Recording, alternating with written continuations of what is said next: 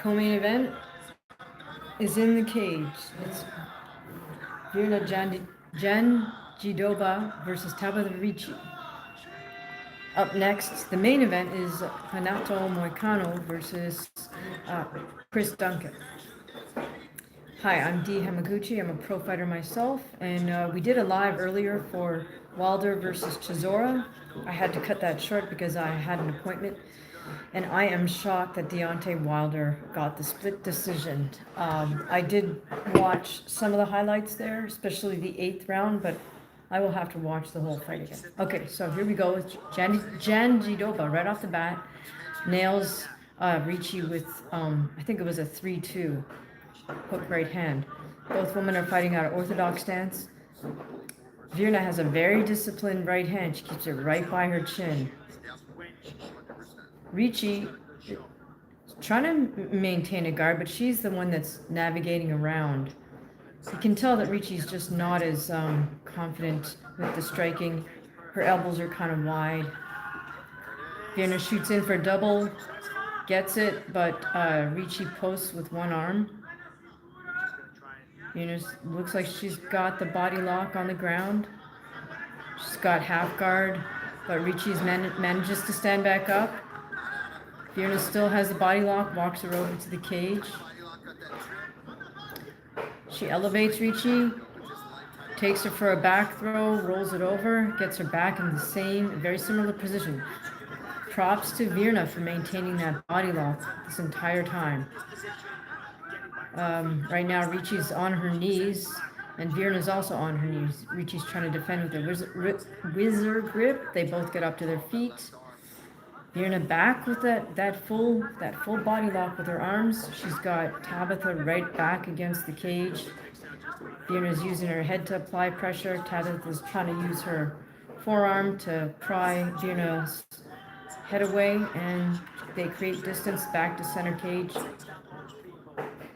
Virna's got much more classic striking stance. Ricci's got her elbows out.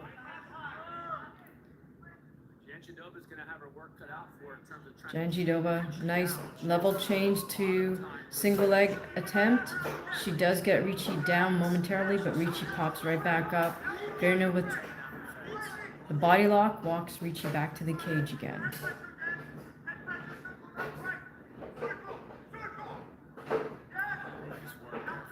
They create distance, break apart, back to center cage. Ricci opens up with a jab.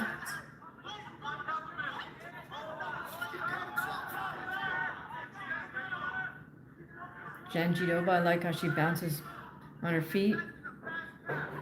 Ricci's bouncing on her feet, but she's just doing that to go sideways. It doesn't make a lot of sense.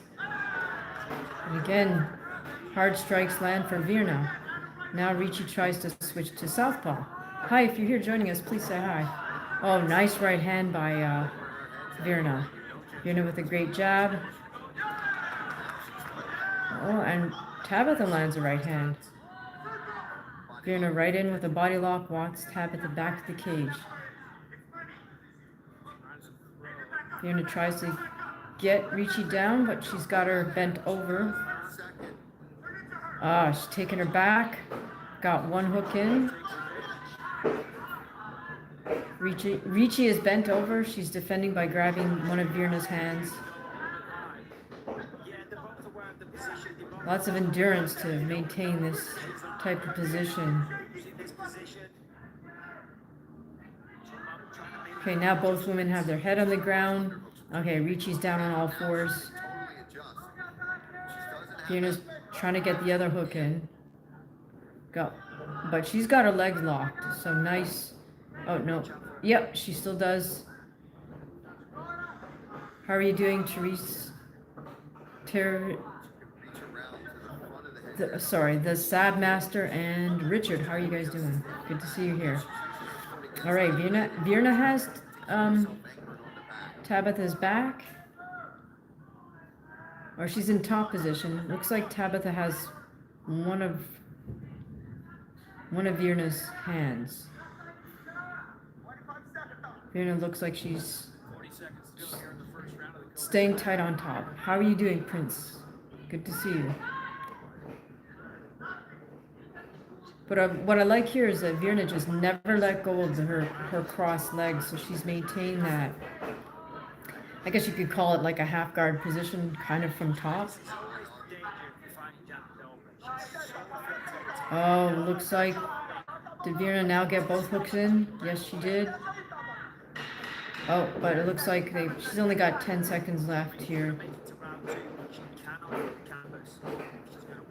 But good top control. High Princess.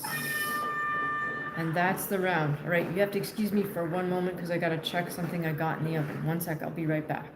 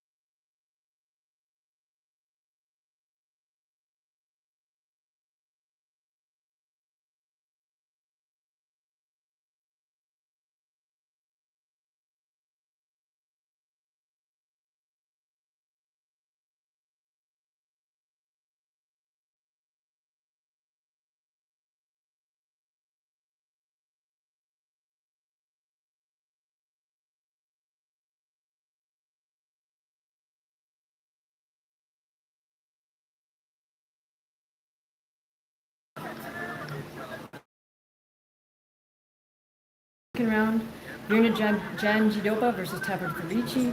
Virna's in top position. Tabitha has her in her full guard. Virna's just burying her head into Tabitha's chest, trying to administer some ground and pound from low top position.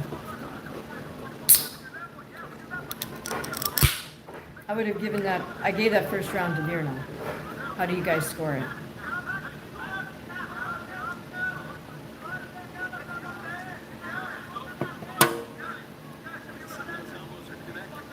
Good to see everybody here. Please say hi if you're still here. Shoot us a gift or yeah, or super chat if you're up for it. All right. So Tabitha went for triangle from the bottom, but Virna defended that well. Little scramble. Virna's maintaining top position. She has Tabitha's legs folded over. Tabitha rotates, trying to get back to guard. Virna stands up, drives Tabitha back towards the cage. Looks. Yeah, Virna has a good top position here. Looks like she has. Oh, looks like she was in half. She's in half guard now, Virna. Tabitha's trying to throw elbows from the bottom. Not very effective to try to strike from the bottom.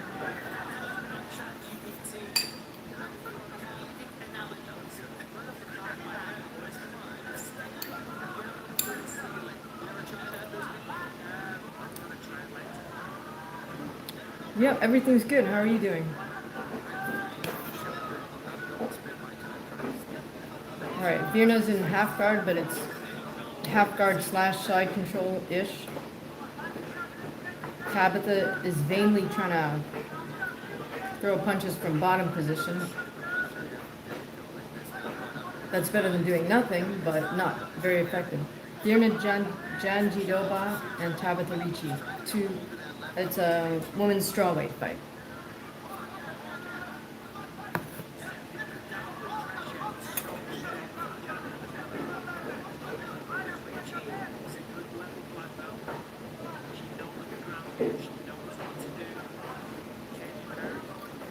All right, Janjidoba now has her left arm wrapped around Tabitha's head.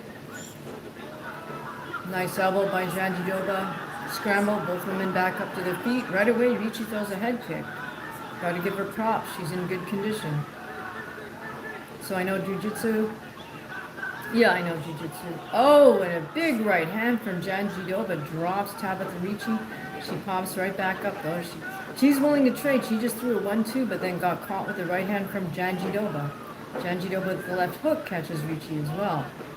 Less than a minute to go here. Ricci's moving sideways, laterally to her right. She tries a 1-2, comes in with underhooks, throws a knee, has Virna against the cage. I'll give Ricci props for having a lot of heart. Ricci's trying to use her head to apply pressure to Janjidoba. Trying to throw some knees, trying to throw an elbow, but Virna catches her on the way out. Virna shoots in for a double, gets it, has a body lock, has almost mount position, but Ricci's defending by lying on her side. And the clock is going to run out in this position. So 2-0 for Virna Janjidoba.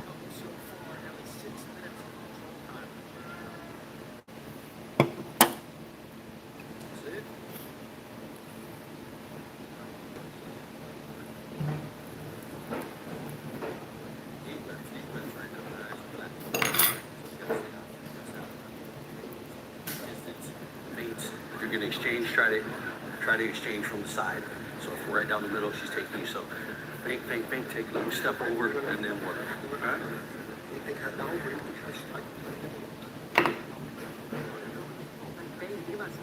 She's gonna come back. You know what she's gonna. What is she waiting for? She's waiting for you to take her down. So this is what you're gonna do. You haven't kicked the entire fight. You're gonna do is go a southpaw and wait.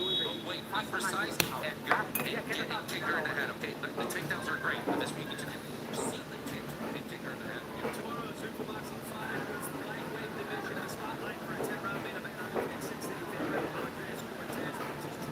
I have to admit, I couldn't quite understand what Virna's corner was trying to tell her to do, but what Ricci's corner said was to step off to the side and then throw strikes from there. Both women come out for the third and final round in orthodox, and then Ricci switches to southpaw. Virna's sticking with orthodox. She's nice and light on her feet. Good guard position, good head movement, nice and relaxed. Oh, Janjidoba throws a big overhand right that narrowly misses. Janjidoba with lots of feinting jab motions. You can tell by the way Ricci moves her head and her hands that her strong point is not striking, which is odd. She has a very thick upper body, so I don't know. All right, Janjidoba shoots in for a takedown, doesn't get it. Ricci kind of reverses it, now gets top position. Janjidoba with was a butterfly guard. Now she's got full close guard, but a reversal of position for here due to an error from Janjidoba.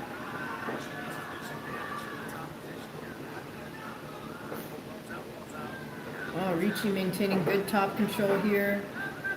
Janjidoba scrambles. She has a body lock from underneath, but she's got to get up.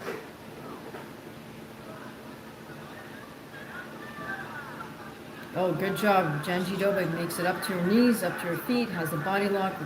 Oh, no, not quite. Well, she's got an overhook now. Ricci has her against the cage. Oh, Ricci lands a little left hook while Janjidoba's against the cage. Tabitha just looks so awkward when she's at distance and striking position. Janjidoba just nails a nice straight jab. Shoots in for a takedown, doesn't get it. Ricci sprawls, gets back up to her feet, circles back to the center.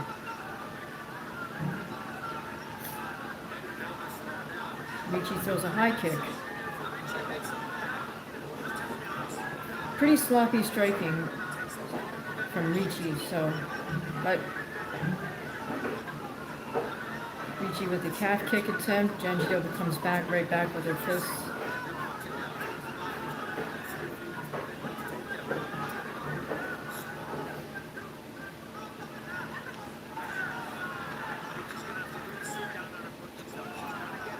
Janjidoba with the level change to shoot in, but she doesn't finish with it. Oh, Ricci with the lead right hand.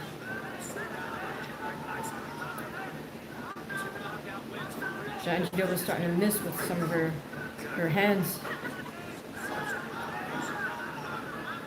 Of course, both women, I'm sure, are a little bit more tired now in this third and final round, but Ricci needs a big win here in this third round. She needs a submission or a knockout stoppage if she wants to win this fight. Okay, Ricci switched to southpaw.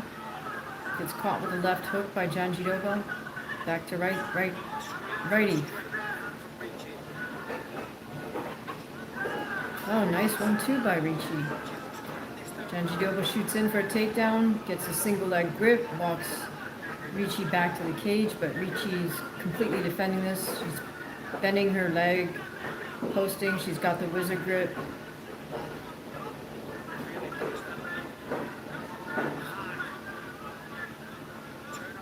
Virna throwing some half-hearted knees.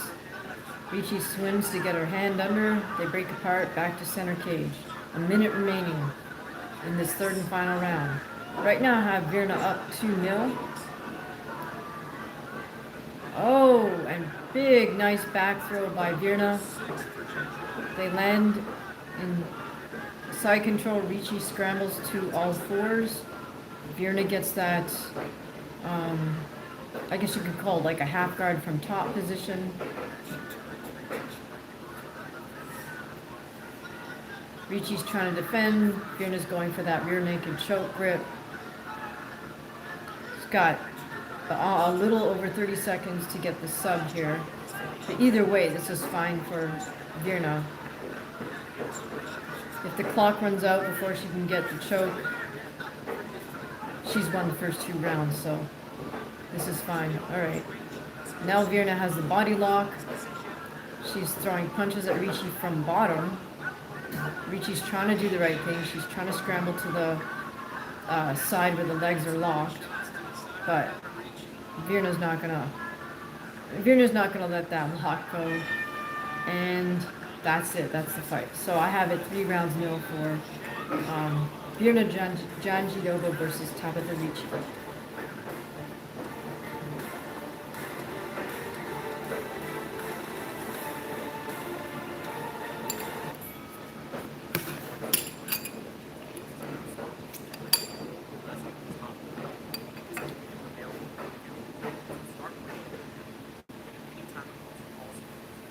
Did you guys watch the Wilder-Chisora fight?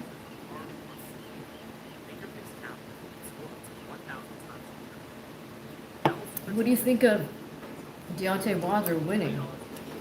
I mean, I'm shocked.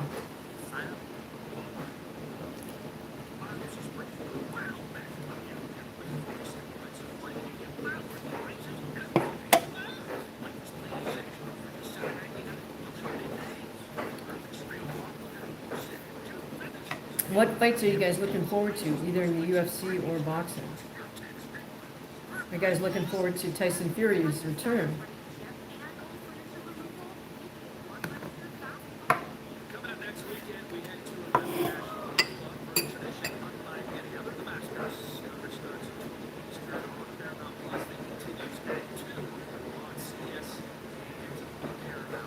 Yes, I agree with you, certified.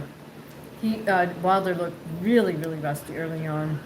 He found a home for that right hand, though, which is his moneymaker, right? Hey, what's up, Carlos?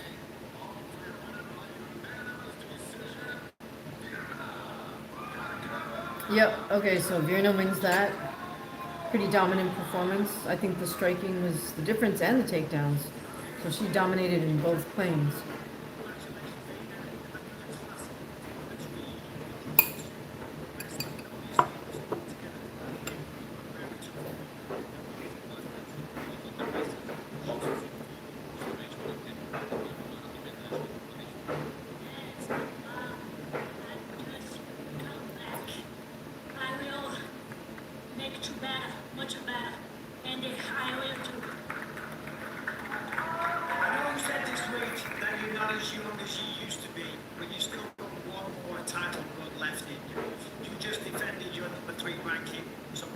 Yeah, Wilder has definitely lost a lot of time in terms of his 1-2, and sadly for him, he fired the guy that could help him out with that, which was Mark Breland.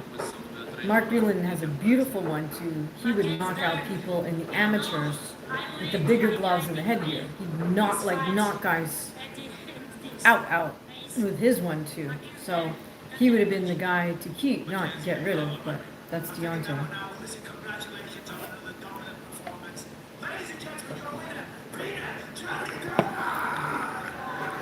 Okay, up next is the main event. Who you guys got? It's Renato Moicano, Money Moicano versus Chris Duncan from Scotland. I don't know anything about Chris Duncan.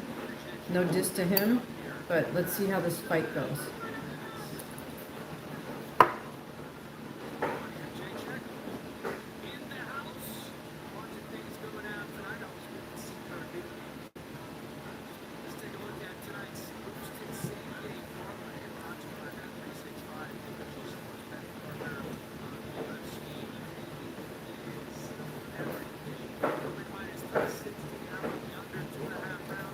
Agreed. Malik, he's a nice guy. I met him. He's a decent human being, but he was Deontay's training partner. Deontay knocked him the F out in like 30 seconds when they fought each other.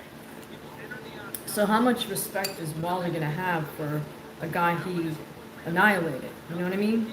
So Malik tried doing all this Malik tried doing the finer details aspect of the fight game, whereas Deontay just needed someone to make him improve his basics, which are flawed, like his wide stance, his footwork is terrible, and just work on establishing that jab. His jab is like a back fist, elbow out slap. It's not a penetrating sharp jab, but And today he was doing the pawing thing, right? The pawing jab, which is really a cardinal sin. It's an amateur beginner habit.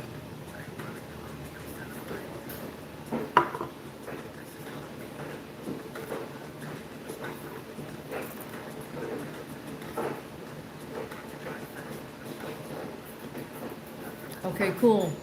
Certified, you're going for money.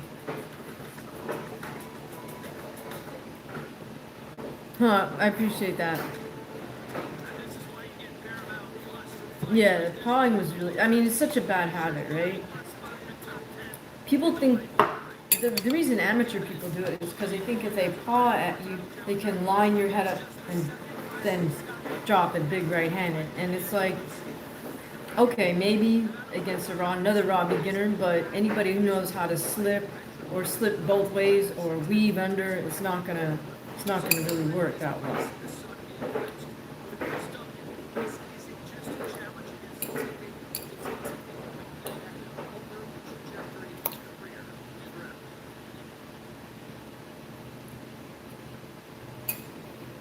He has become one of the best lightweights in the world. My mission every time that I enter the octagon is to finish my opponent. I think everybody is dangerous. I have been in UFC for 10 years and I never got an easy fight. I want to send a message with this performance for the rest of the division. I'm still relevant, I'm still ready, and I'm old, but I'm still here.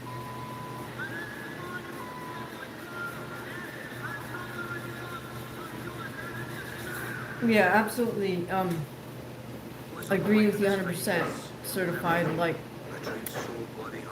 if Wilder didn't have a chin, he would have been gone early on. Derek landed some really good overhand rights and left hooks, so he just made some errors and then got caught with that right hand in the later rounds. So I didn't quite understand the whole business of him being allowed to sit on the ropes like that and then fall out. But I had the sound off, and it's not like they have the ref mic, so I couldn't hear his logic.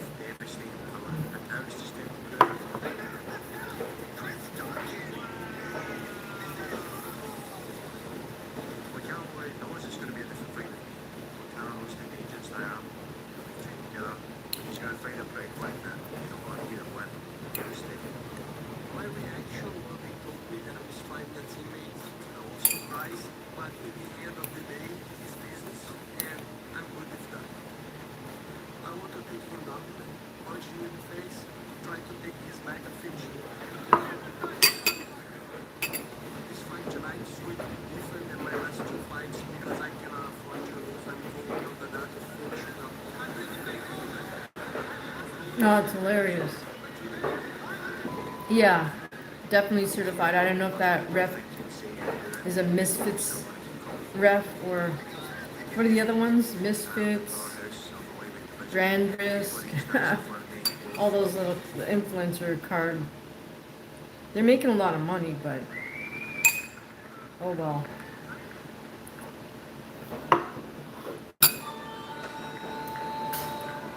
All right, here we go, you guys. UFC Fight Night main event.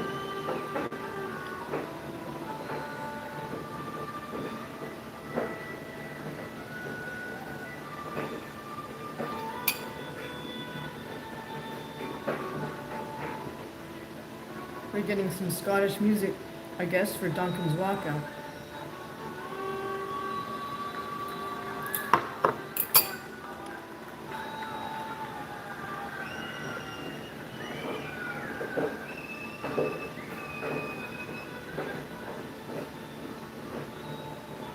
Haha.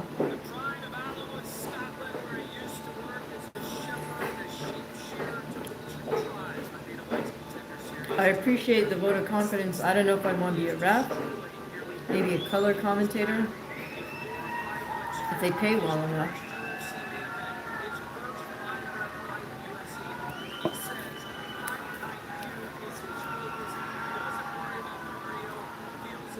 It seems like anybody, I shouldn't say anybody, but it really seems like boxing embraces the lowest common denominator as their color commentators. It's like they pick 2 or 3 guys who have a large followings on their YouTube channels or something, or their IG, and then they brought them on board.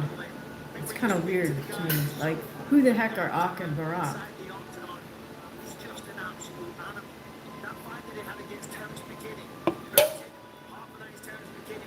All right, Chris Duncan's getting ready to get in the cage. He's disrobing.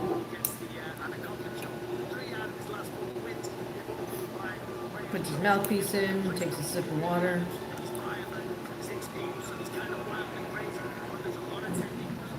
Hugs everybody out.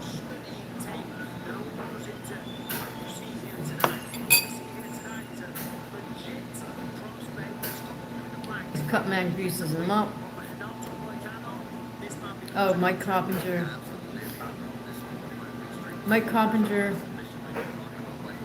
He always looks like he's got a dirty diaper, you know? He needs a diaper change or something. I don't know what that's about. Yeah, they hire yes men, exactly. Coppinger just isn't a journalist, you know? He's not an analyst. That's the problem with these guys. Even if they, you know, have large Twitter followings, it doesn't mean they know how to analyze boxing.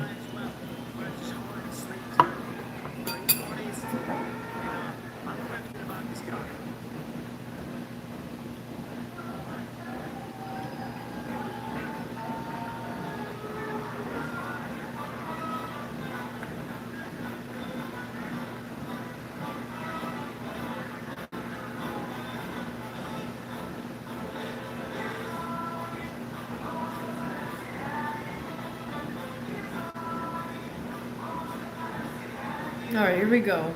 The Money Moicano's walkout.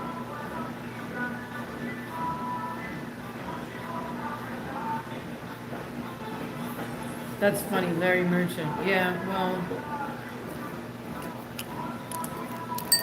Max Kellerman's still around. Yeah, Lampley. Well, I don't know what Lampley's up to lately. It's the 4th UFC main event appearance for Renato Moicano, was originally scheduled to fight Brian Ortega at UFC 326 last month. Now facing a teammate in Chris Duncan. They have sparred together. They were opposite match. Yeah, right, dude. We were just here to talk about combat sport, but congratulations. Yeah, Max, I don't know. You know, he started out doing public television broadcasts because his dad bought him time on the New York City public access TV station.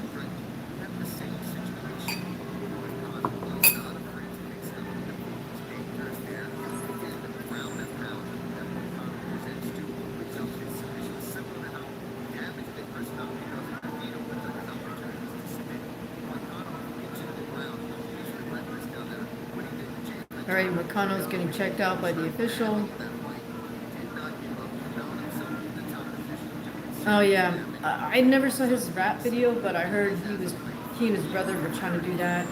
They also did try learning how to box, by the way, at the I think it was at the 42nd Street gym. I think their former trainer just passed away. His name was Elliot.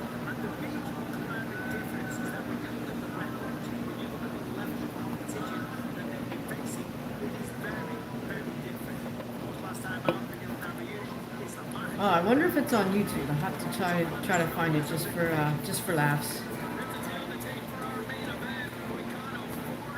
All right, here we go. Money Moicano versus Chris Duncan.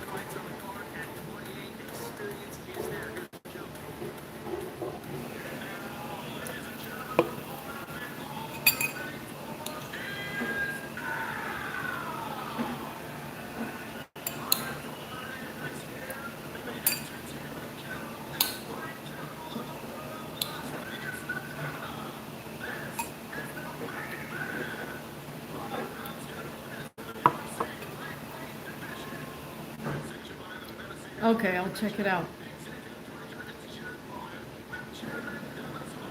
Alright, we got the cage announcer announcing Duncan and Moicano.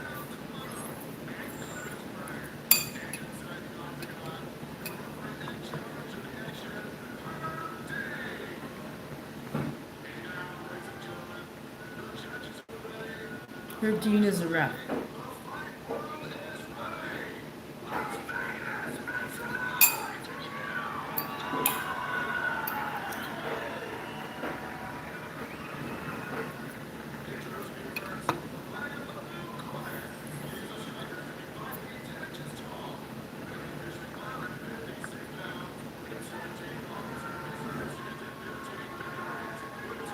Alright, he's announcing Chris Duncan.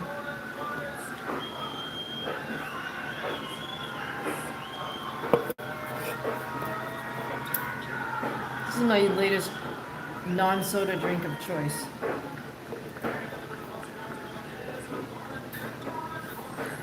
It really doesn't taste super hoppy either. There's other hop waters that you can really taste the hops, but this one tastes pretty good.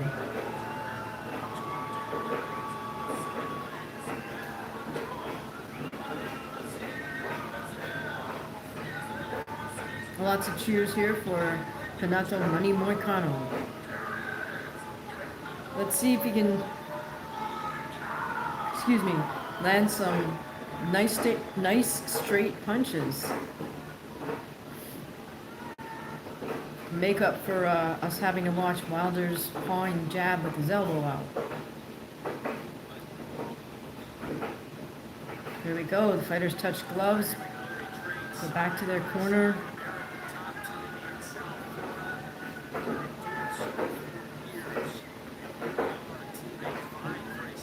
Alright, so certified. You figure Hanato will get him out of there in round 2? How many calories in it? Actually, zero. I know this looks backwards too, but you can see the 0, right? Alright, here we go. Right off the bat, both guys fighting out of orthodox.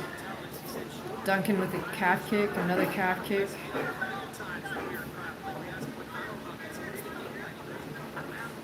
He was an underdog to Duncan? That's crazy. Inside kick from Duncan. I like how Nato's staying nice and poised. He's got his guard up. Painting with the jab. Nice and light on the feet. Using good head movement. He's parrying. Oh, and just as Duncan came in for another inside kick, Money countered him with a short right hand. Nice move. Very well timed. Right, Duncan charges in with a step-in right hand, goes for another calf kick and a 1-2, but he brings his right hand back down real low.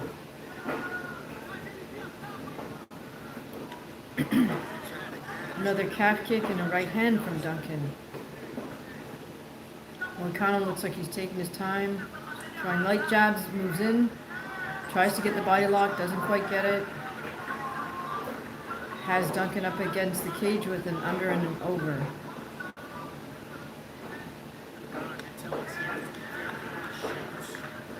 Minus 155 Duncan. Interesting. So if you bet on Moicano, you'd make some... I guess you'd make some money, right?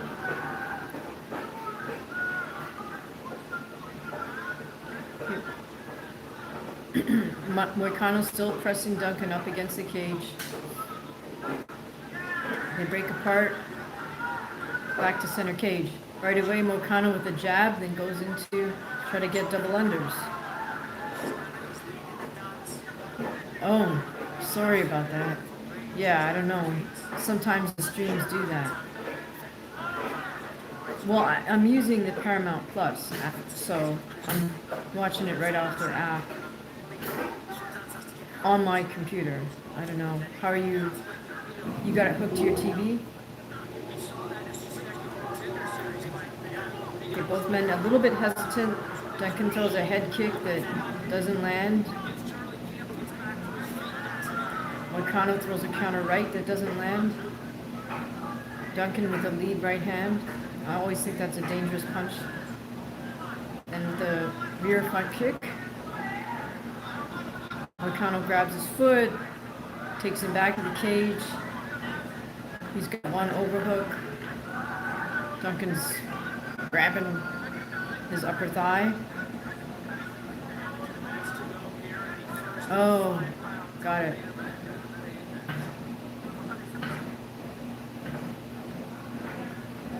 Yeah, that's the only thing with the free live feeds is sometimes they lag, right?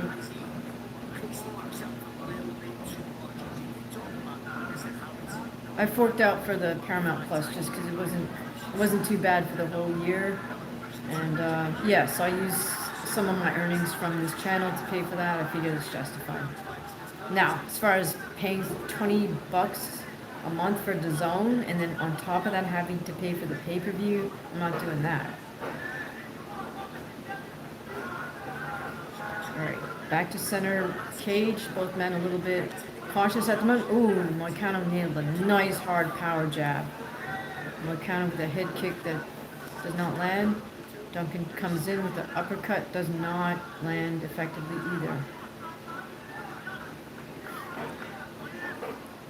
Moicano with a rear front kick.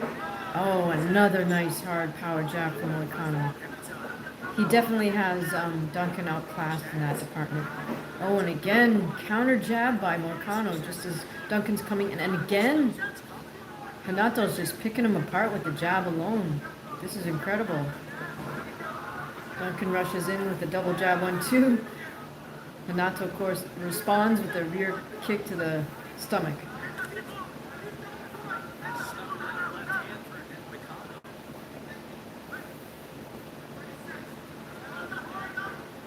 Again, Duncan with his walk-in punches. Something every boxing coach would scream at you if you did that. We're coming down for the final few seconds of this opening round.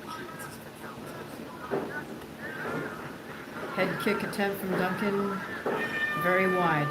Okay, I'll give that round to Moicano, no doubt.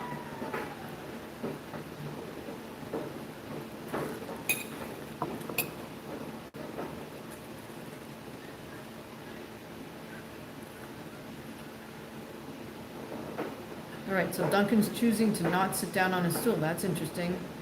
I guess he trains at ATT because Mike Brown is in his corner.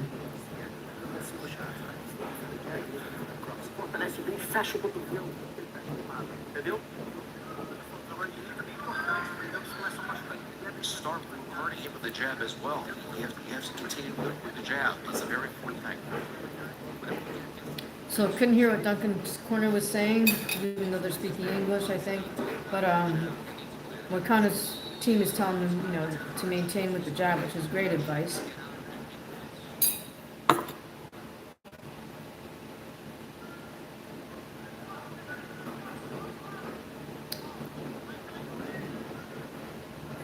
Sorry about that, certified. Right, here we go, second round.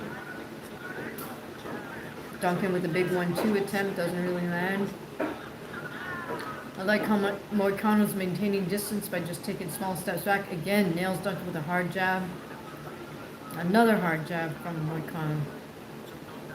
And the third, again, he's landing these single jabs. Just crazy. Rear front kick to the face from Moicano. Oh. Two exchange blows right in the center of the cage. I think Money's jab differentials really pay dividends here because it helps him set up everything else. And again, nice hard power jab. Duncan tries to respond with the same, but he just doesn't have the same precision and power on his punches, mainly because they're not straight. And just as I say that, he throws a hook right hand. Renato counters, drops him. They're scrambling on the ground. Duncan on all fours. Oh, Renato has his hooks in. Trying to throw some ground and pound.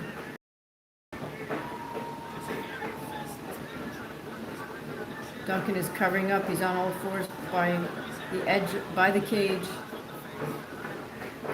Renato looked like he was going to go for a rear naked choke grip. He still has 3.5 minutes to work with here, so there's no rush. He's got his right arm in. He has both hooks in.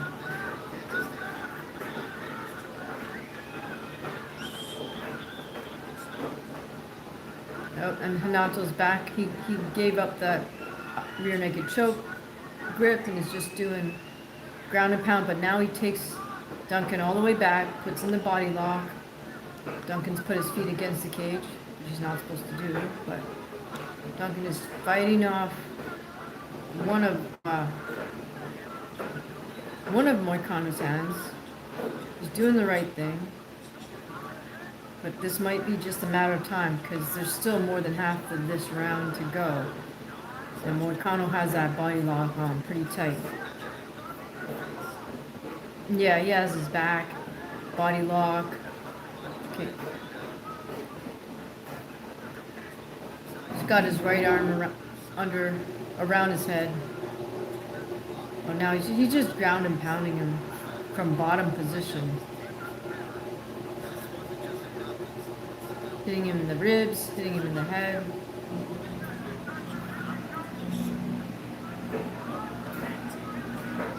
Yeah, I mean, he called it well certified. This is just going to be a bloodbath because Duncan is cut. I don't know exactly where. Maybe it's his nose. Oh my goodness, that was it. He finally just sunk in the rear naked choke and Duncan tapped in like half a second.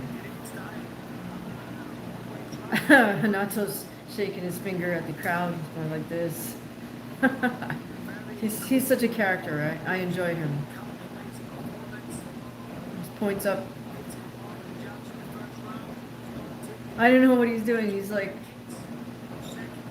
he's motioning something.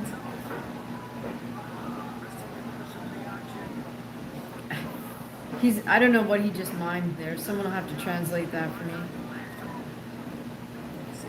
Yeah, you definitely gonna enjoy Hanato's post-fight antics. All right, that rear naked choke just sunk in so fast once he saw the opportunity for it. But he was just turning Duncan's face into a real bloody mess. Duncan was just trying to defend like that, you know.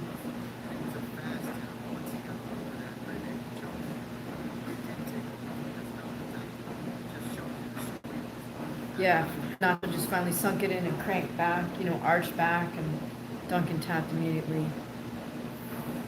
Yeah, he tapped right away. All right, let's see. Okay, now they're trying to advertise next week's event in Yuri.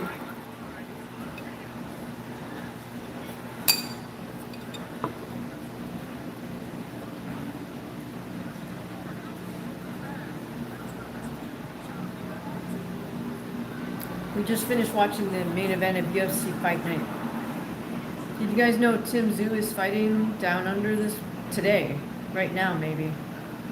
Not that interested, but he's fighting.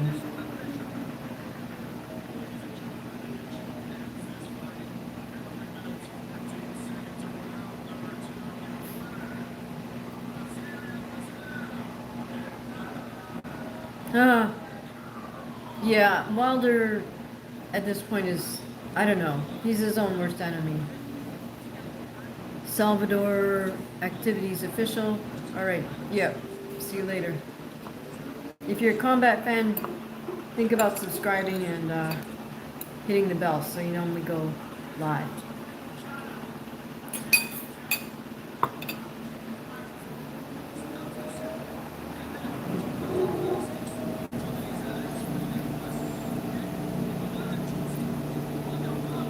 Doesn't matter because the country is controlled by evil people, by demons. And if you want to save yourself, there is only one name: Jesus fucking Christ, motherfucker. Oh my gosh.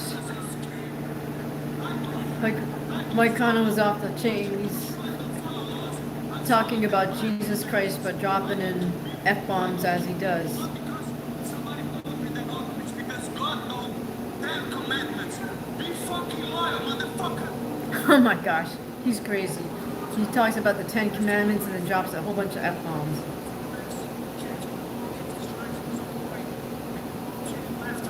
And of course submission as well. Is that how you thought this fight was going to go down? No, to be honest, I gave my life to Jesus. I'm not fucking evangelical or something, but I feel Jesus in my heart and I say, God, please, show me you're real. Show me. I have to come back to choose fights kids. And you know, I fight one of the best ever, is Hamaguchi. And fuck, I didn't want to knock out that image, that's why he got away. Let me ask you a fan favor. When you decide the fans, fuck you the fans, you know? I love you guys, but fuck you all. So, Lots of F-bombs from Money. I better turn the volume down.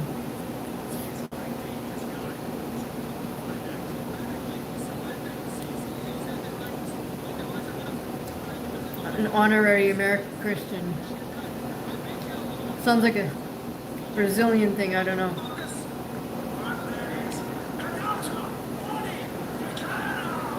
And then he makes a sign of the cross. Okay. well, Jim Moicano on the mic, and we never know what's going to come out of his mouth today. It's Jesus and a lot of F-bombs towards a lot of people, but still yeah, either way, I don't know that for Jesus Christ and MF are combined, so F the fans, but I love you guys, but F you. Now, Jesus, I love watching you come a fight. I may even listening to what he's going to say on the mic. I love that he's asking for DC fights. Well, as the desk just said, you never know what's going to come out of his mouth, that's for sure. Alright guys, if you enjoyed the commentary, feel free to leave a gift in the chat or the super chat up there. Or of course, you can use the super thanks on any of our videos. I really appreciate Joe C818's support on our earlier live. He gave us a super thanks of $10, which was super generous. Alright, so upcoming, we have Prohaska versus Alberg. Then we have Burns versus Malott. And Aljamain Sterling versus Zalal. I don't know who that is. Alright, Burns versus Malott. That's interesting. I didn't realize Gilbert Burns was still fighting. I thought he retired. Alright, you guys.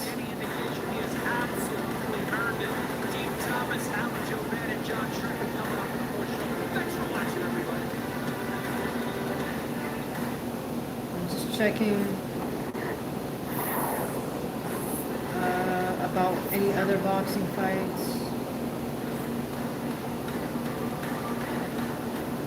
Oh yeah, Tim Zhu is fighting a guy named Dennis Nurja. Let's see if we can catch We welcome this. you to the UFC Fight Night Moicano first Duncan show. It's in our studio here at the Meta Apex. What a performance by our knockout money Moicano. Getting a real show. Trying to see if I can catch this Tim Zhu card.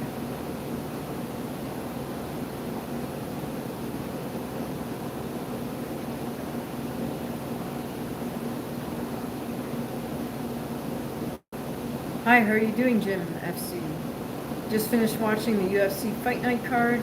Moicano, rear naked choked Duncan. for the win. And according to Certified, he was the underdog, betting underdog anyways. Alright, let me see. I don't know why this website's not working.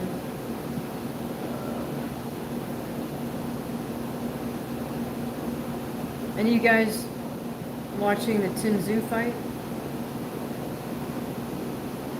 Alright, why is my computer acting up?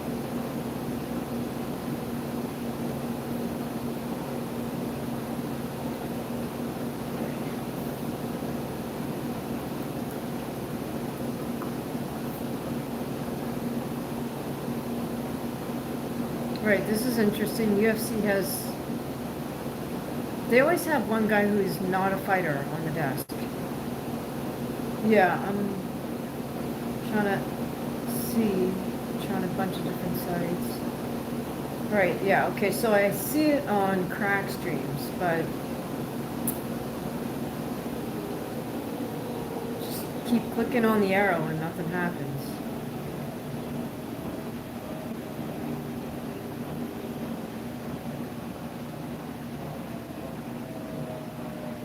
Alright, let's try.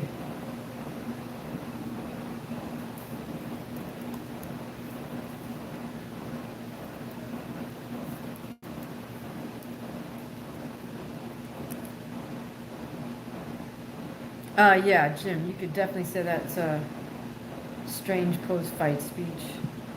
But typical Moicano, I guess.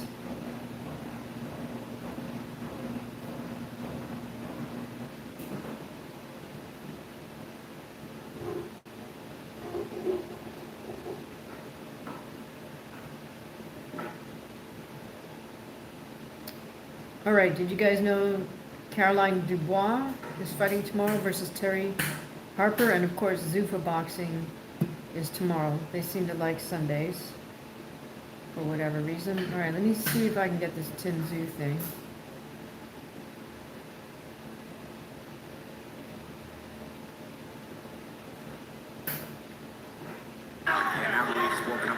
Okay, I got it on... Hold on, turn the volume down here. Alright, Certified, I got it on Boxing Box. You know, I know people don't like that because they say it's very buggy, but crack streams didn't seem to work.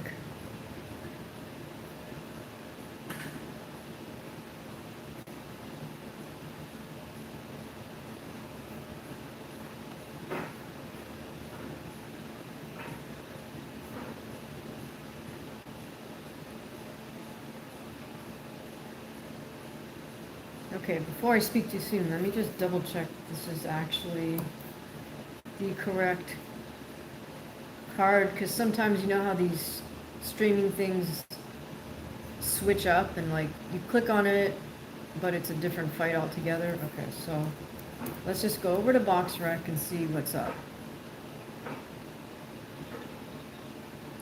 Oh, Certified, that's pretty cool.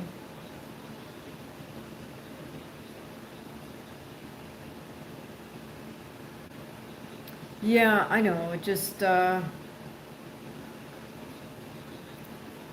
still a sucker for the free sites. Okay, so in the ring right now is Goodman and Ruiz.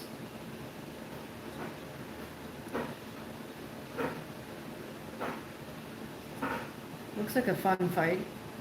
Okay, so let's see.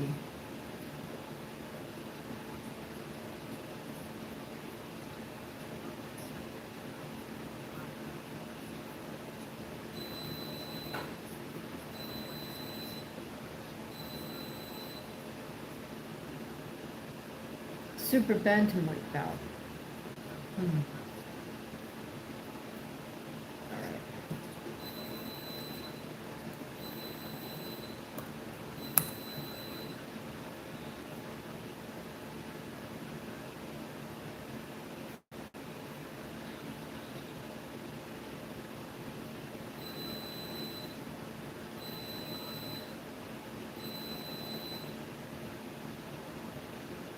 Alright, so this fight is on Amazon Prime. or on the different stations in Australia. Hey Charlie, who won the main event of UFC? That was Money Moicano. He got, what was it, a second round sub? Rear naked choke, but he was winning via strikes anyways. Yeah, thank you, certified. Okay, so let's see. Oh, darn. Did we just miss Tim Zhu, or is he the main event? Because right now, Sam Goodman. This is for a world title, so maybe we already missed Tim's fight. Unless they swap this, or they're just lagging behind and updating BoxRec. Because right now, the way this is showing on BoxRec, we're looking at the 8th of 12 rounds. Oh no, sorry, the 5th of 12 rounds of the main event. Sam Goodman, if you remember, he fought Naoya Inoue. He is fighting for the IBF Super Bantamweight elimination versus a Rodrigo Fabian Ruiz. Ruiz is fighting out of southpaw. Goodman is fighting out of orthodox. Very active fight here. Goodman looks good. He's bouncing. He's staying within distance, circling away. Okay.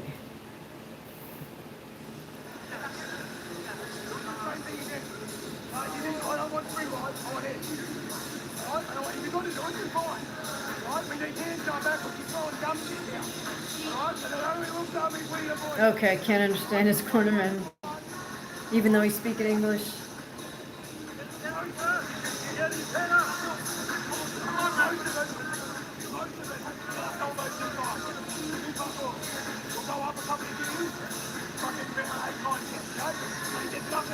I need a translator from English to English for Sam Goodman's corner.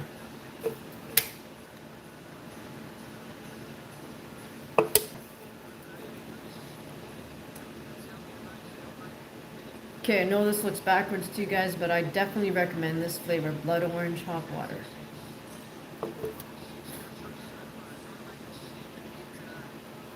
All right, here we go. Round 6 scheduled for 12, so we're almost at the halfway point. An IBF Super Bantam elimination fight between Sam Goodman and Rodrigo Ruiz.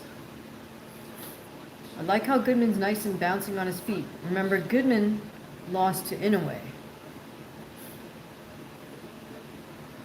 if I'm not mistaken. Oh, here we have Ruiz. Oh, okay, he's switching stance. He seems to be walking in with his punches. Goodman's really getting the better of him here. Nice jab to the body by Goodman, then jab upstairs. Ruiz tries to cover up, but then just walks straight forward. Goodman is kind of set to counter, and he's set to move. He's also set to move back because he's so light on his feet right now. All right, Ruiz switches to southpaw, tries to swat with a big left hand and misses. Nice little left uppercut by Ruiz. Oh, he's a constant stance switcher, I see. Don't know that this is helping him out, though. Because Goodman is just overwhelming him with volume and nice, tight combinations. I mean, it doesn't really matter to Goodman which stance Ruiz is in. Oh, he's speaking pirate Australian. That's funny. Yeah. Oh, nice little right uppercut by Sam Goodman. And here's the problem with that double high guard, you guys. You can see that from Ruiz.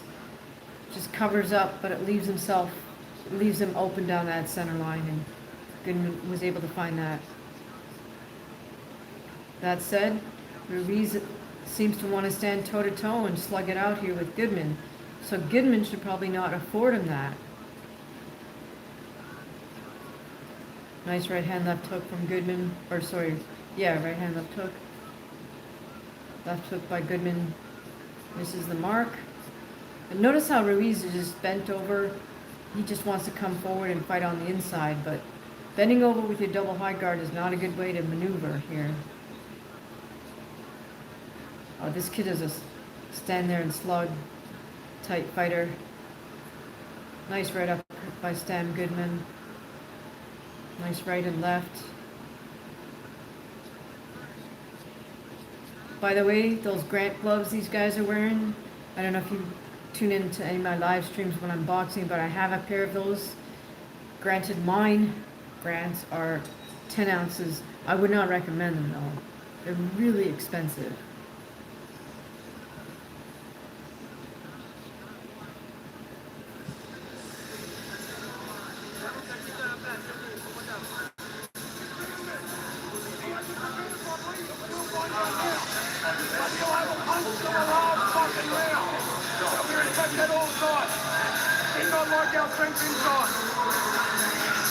Maybe Goodman's corner should get a pirate. I mean, a parrot or something to put on his shoulder.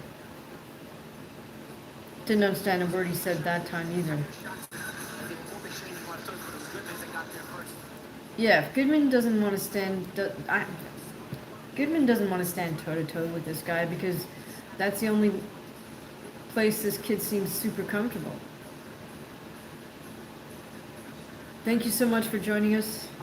You're here watching a fight between Sam Goodman and Rodrigo Fabian Ruiz for the IBF Super Bantam World Title Eliminator. The only reason I tuned into this fight is because I'm curious to see if Tim Tszyu is fighting next. Although on BoxRec, his fight is listed below this one, but maybe they got elevated to the main event since Tim Tszyu is the bigger name. All right, here we go, round 7. Goodman, nice feinting with the jab hand, nice and light on his feet. Nice jab to the body by Sam Goodman. The broadcast station, they're saying it's Amazon. Well, it's Amazon Prime here because it's Tim Tszyu is a PBC fighter. And then in Australia, it's all these different Australia KO Sports, Argentina TYC Sports, Australia Fox, and Australia Main Event. So hopefully you can find one of those certified. Do you pay for all those, or you don't have to say anything if you don't want to say anything? Oh, nice lead right hand by Goodman, and another one just knocks Ruiz's head right back. Ruiz fighting out of southpaw stance while he got nailed with those right hands from Goodman. Now he switches back to righty. Goodman goes for a nice left body shot. And this is the distance Goodman wants to fight at, slightly at mid-range. Okay, cool. No, you don't have to say anything certified. It's all good. If you ever want to, you can always, like, on my YouTube page, you could click and then on the link thing, and then you can find my email and shoot me an email if you want to communicate, like, not publicly. That goes for everybody who's, I guess, I'm not sure if you have to subscribe to be able to shoot me an email, but the email link is there. All right, here we go. Sam Goodman again. Nice lead right hand while Ruiz is in southpaw stance. And wow, Goodman is in terrific shape. He's just constantly bouncing and moving on those legs. Nails Ruiz with a couple of right hands. Beautiful. Nice jabs. Right uppercut. Body shot. Right uppercut. Oh, great body shots by Goodman. But he's affording Ruiz the distance here, letting Ruiz fight where Ruiz wants to fight, which is literally toe-to-toe, head-to-head. And that's the round. Ruiz gets in a sneaky little left hook during that exchange.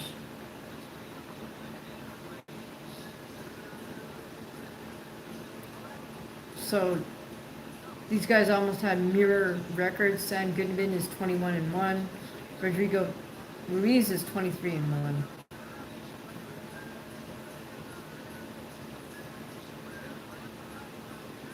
Oh, my fault. Sam Goodman lost to Nick Ball. That's it. Sorry, he's not on the Now Yet in a Wave roster.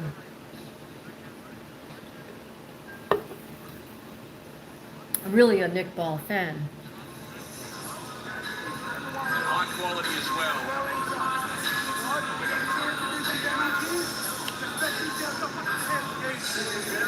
Now the second half. Cross up Brady man from the board. We'll see.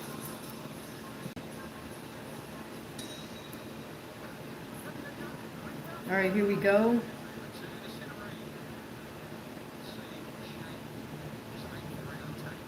Goodman versus Ruiz. This is an IBF Super Bantamweight Eliminator, so the winner, in theory, should become the mandatory challenger for the IBF Super Bantamweight belt. Oh, again, Goodman just nailing Ruiz with these nice power jabs. Ruiz comes back with a little flurry upstairs, but they don't really land flush, so not damaging. Oh, and again, Goodman nails Ruiz with a power jab that snaps his head back. And the thing here, oh, and then Goodman drops in a 1-2 behind that. Very nice work by Sam.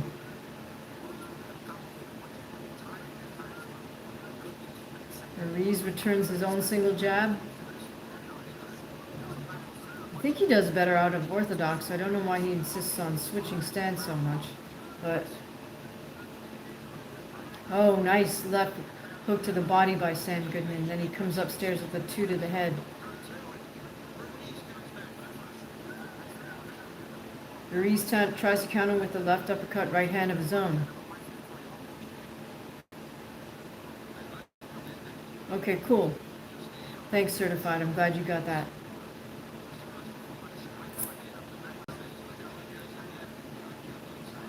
Yeah, Argentine TYC Sports? I don't know. Argentina TYC Sports. Oh, again, Goodman nails Ruiz with a straight right hand. He's in such great conditioning, just bouncing on his feet. Constantly in and out. Ruiz backing up, pretty kind of flat-footed.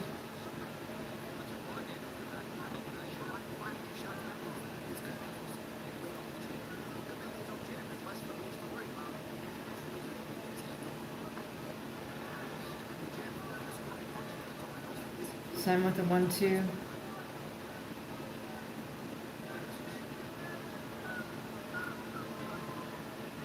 Ruiz basically puts up a high double guard and then tries to come forward with and throw a flurry of punches to the head.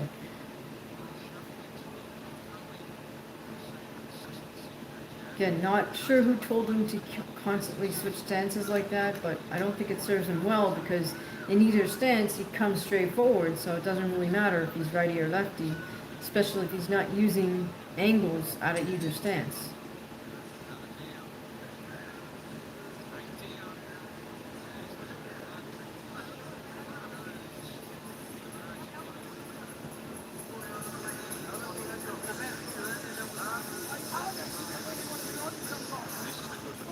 Okay, more pirate talk here in Goodman's corner.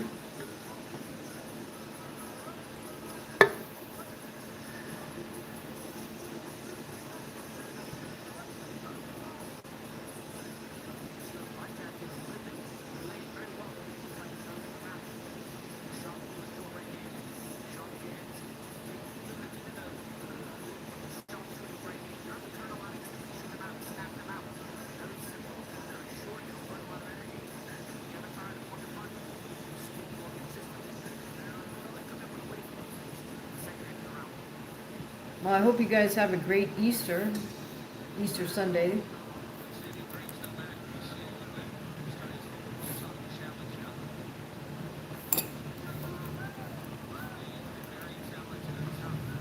All right, here we go. 9th round scheduled for 12. Sam Goodman versus Ruiz for the IBF Super Bantam Eliminator. So far I have Sam Goodman up handily.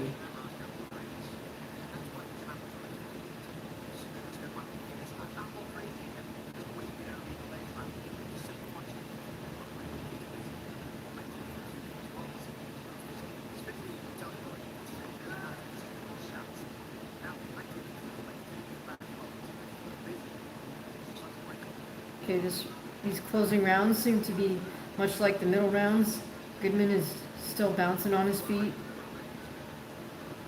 Shows me he's done tons of road work, tons of rounds to be able to do this all the way through. By being light on his feet like that, that allows him to move out of distance quickly and move back in.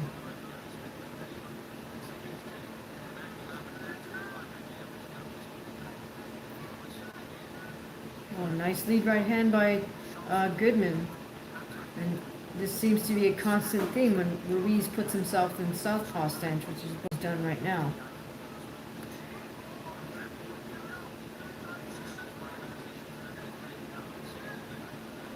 Oh, another lead right hand by Sam Goodman knocks Ruiz's head straight back, and it feels like Goodman has Ruiz on the run right now.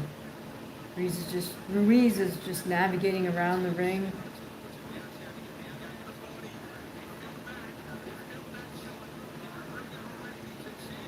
Oh, and toe-to-toe. Here they are. Goodman has him against the ropes, throws in a nice right uppercut. Again, nice right lead hand.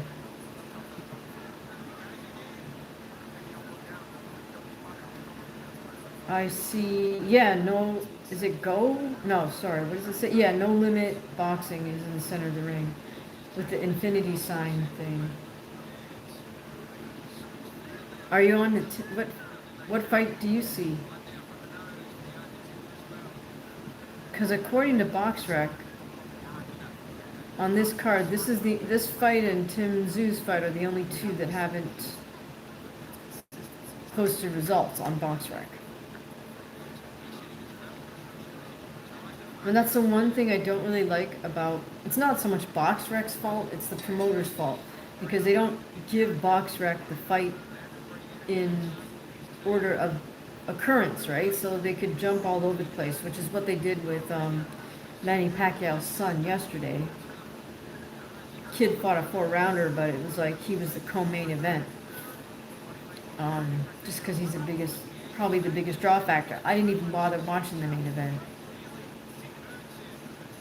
Oh no, you're 3 or 4 fights behind? I'm sorry to hear that. Okay, that's weird.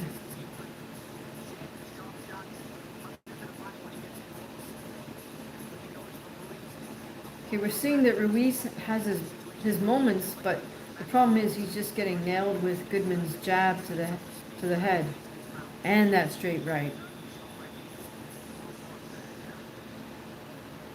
You're watching Wallace. Oh wow, that was listed as the first fight on BoxRec, so I don't know.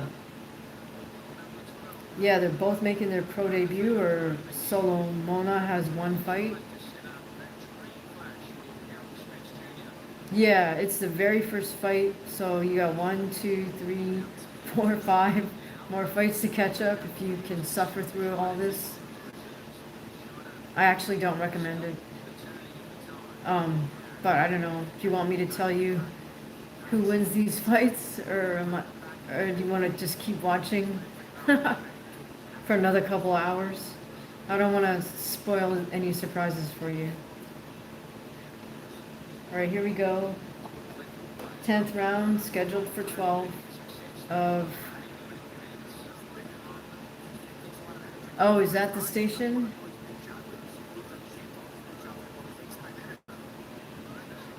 Yeah, okay, well I mean, yeah, no point in suffering. You know, fight fans, you want to watch good fights. I mean, this is a nice little scrap here between Sam Goodman and Ruiz. I gained a lot of respect for Sam Goodman here. He looks a lot better than he did versus Nick Ball, if I'm recalling correctly.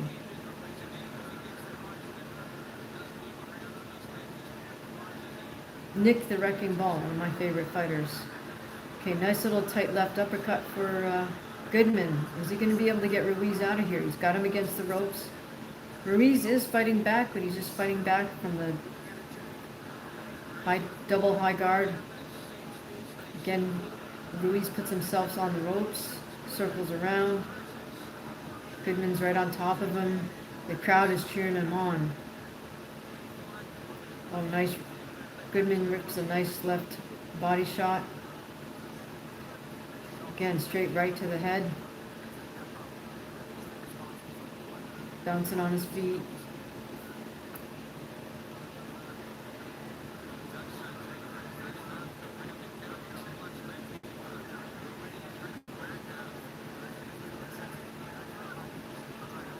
Oh, nice little uppercuts by Goodman, but Ruiz is firing back to his credit, but he's basically just waiting till Goodman's done punching and then he throws his hooks to the head.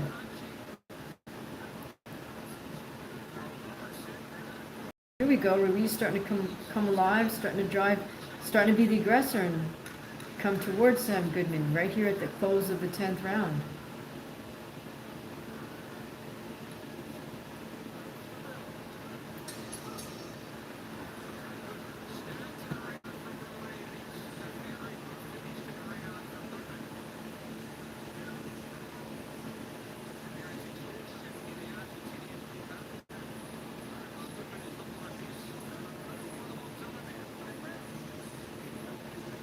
Oh, wow. So Ruiz, interesting. He's had all of his fights, all but one of his fights, the one that he lost by a unanimous decision, all of his fights have been in Argentina. So that sort of explains how he built up a winning record.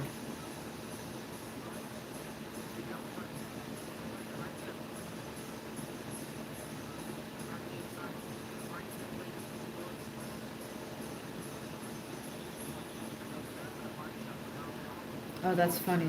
Let's see.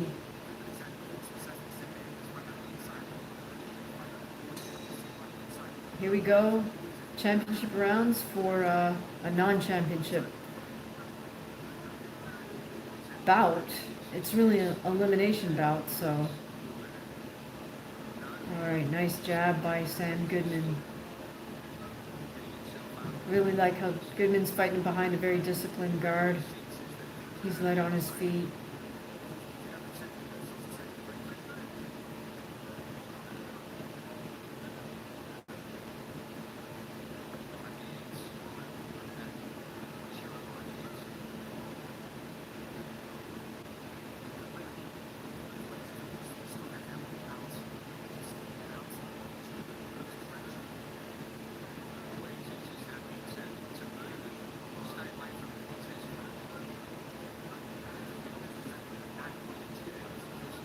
Oh, nice lead right hand by Sam Goodman. Snaps back Ruiz's head. Ruiz still circling around the perimeter. Throwing the occasional jab and walking to switch stances.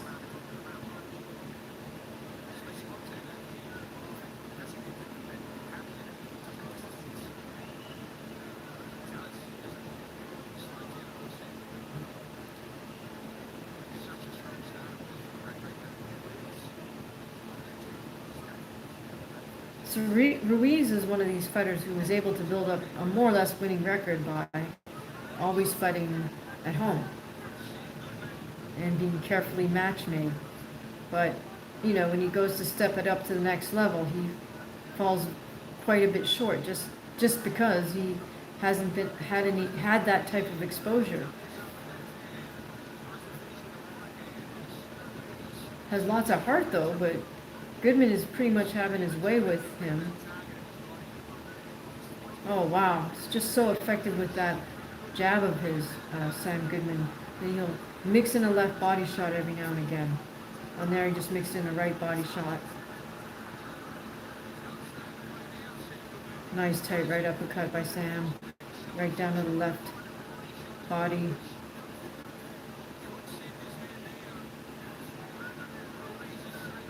The men are standing toe to toe, right on the ropes, exchanging hard punches.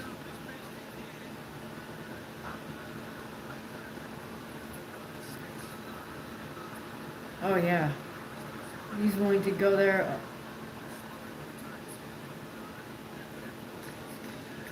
This is one of those macho moments.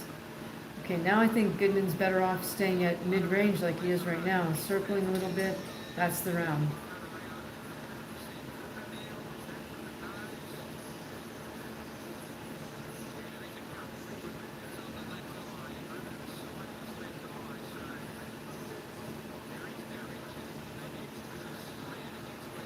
It looks like a small cut has opened up over the left eyebrow of Sam Goodman.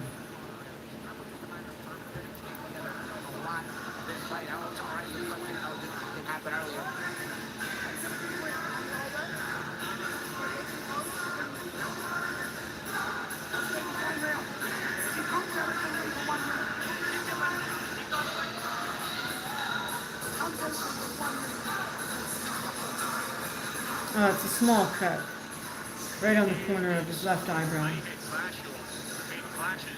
Since they're fighting toe-to-toe, it's quite likely just unintentional clash of heads.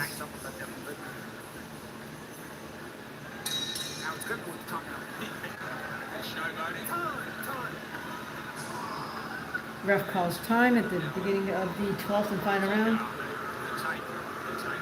Walks Ruiz back to the corner, complaining about the tape. His corner's talking to him. They're not supposed to do that. Corner's taking forever to wrap the tape around his glove. Ref's trying to tell him not to talk, but too late.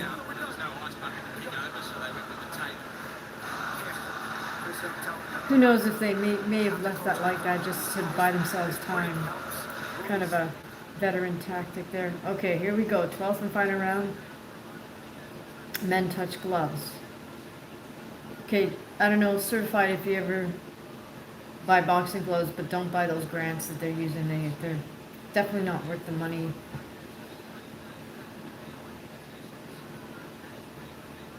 Alright, and Ruiz opens up with a double jab right hand. And he has a very odd style of kind of just walking straight forward and throwing punches. Or just standing toe-to-toe and ripping hard punches. I can see how that style would get him wins in his own backyard, but it's very limited. You really can't take it on the road and expect to get a win, especially when he's constantly stance switching like this. Okay, so at this point, this is Sam Goodman's fight to lose. He just has to manage to not get knocked out here in this 12th and final round. Really like how he's staying nice and light on his feet. Excellent conditioning to be able to do that for 12 whole rounds.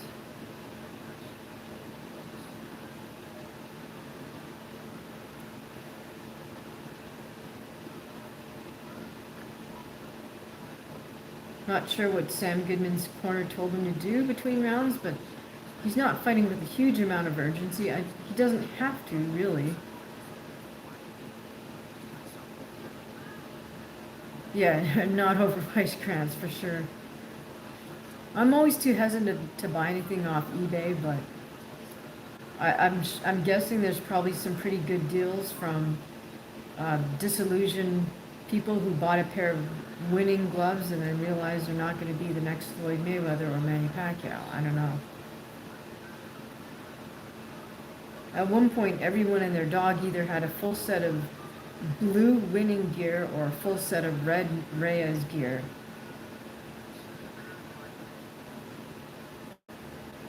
So I don't know if those types of individuals ever admit to themselves that they're actually not going to become a boxer and then put that stuff up for sale.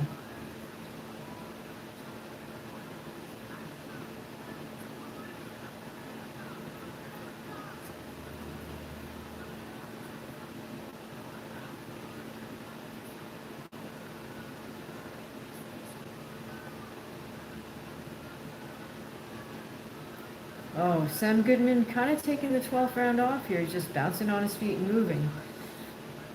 Maybe he figures he just needs to eke out this last round, takes double unders, walks Ruiz back to the ropes. And for whatever reason, we've lost the ring clock here, so I don't know what time it is. Oh, and that's it. Okay, well, there you go. I don't know why the broadcast production took the clock off. Big hugs for Sam Goodman in his corner. With the pirate and everybody else, he climbs up on the turnbuckle and waves to the crowd. Oh, I hear you. Most of these boxing gloves are way overpriced certified, so yeah, I'm too nervous to buy anything off eBay, I guess. That's just me.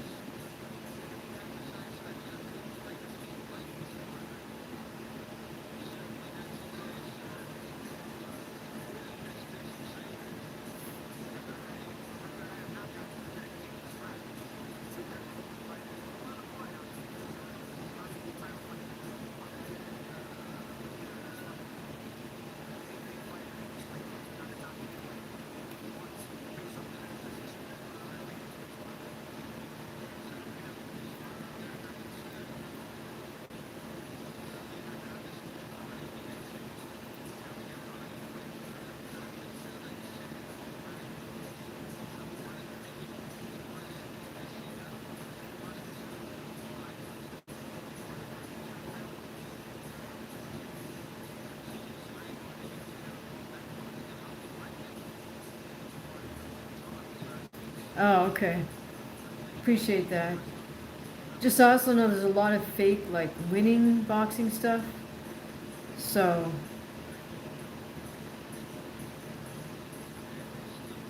I mean, how long does it take you to get your money back if you get, like, hoodwinked?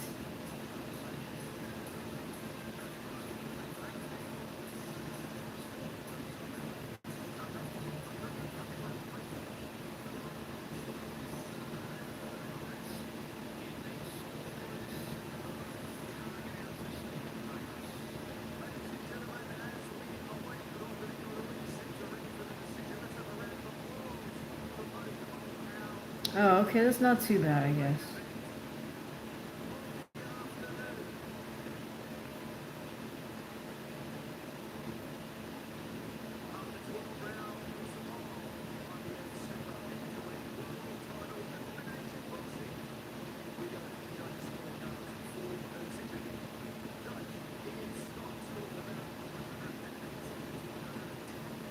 Oh, okay.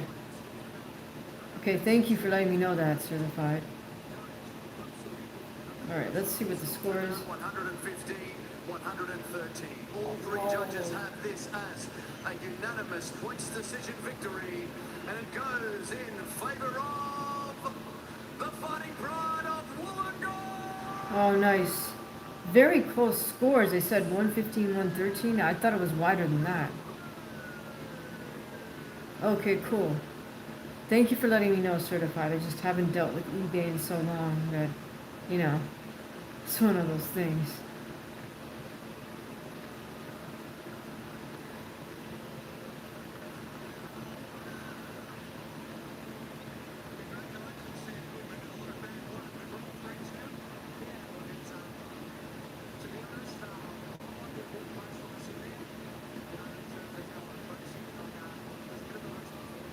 Alright, well, congrats to Sam Goodman. That's a well-deserved win.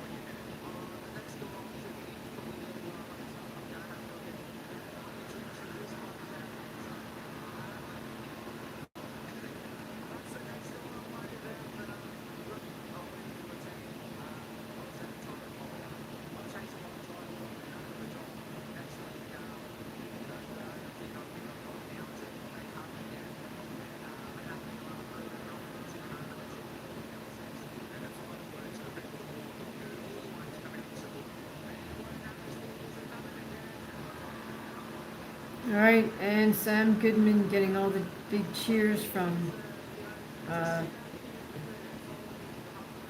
his native Australia.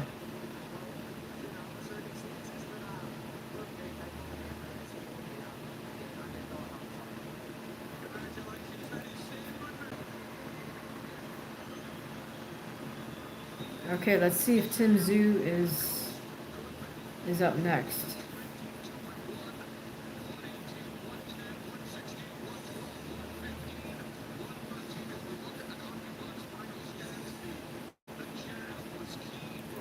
The uppercuts, the body work, a slight edge and power shots, but really the story for Goodman after a great start by Ruiz from Argentina was the high-level technique that Goodman brings. He's composed.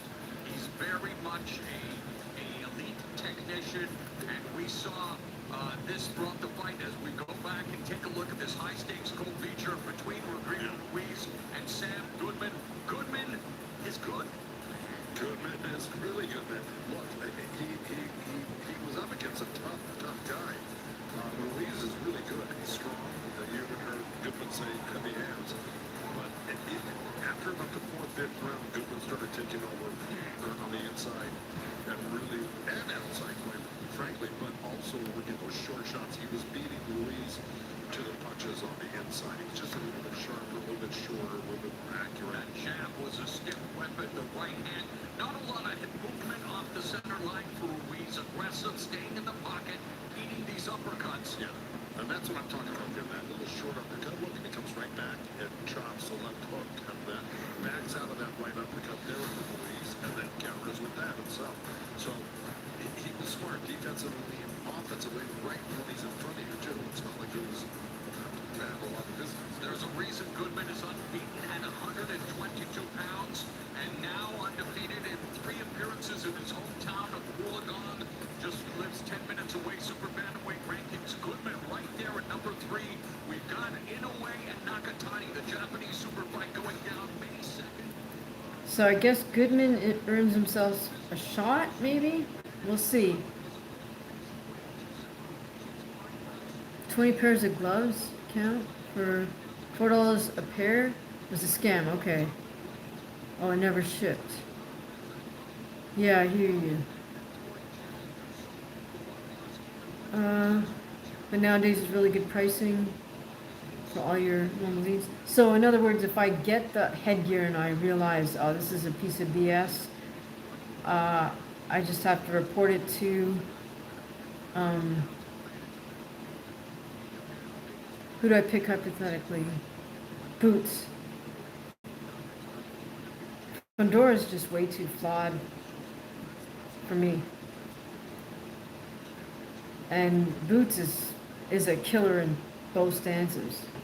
He's one guy who is masterful with his stance switching. So, according to the IBF rankings now, Sam Goodman's earned himself a shot, or he's moved up to number 3 slot, so he's right behind Naoya Inoue and Junko Nakatani.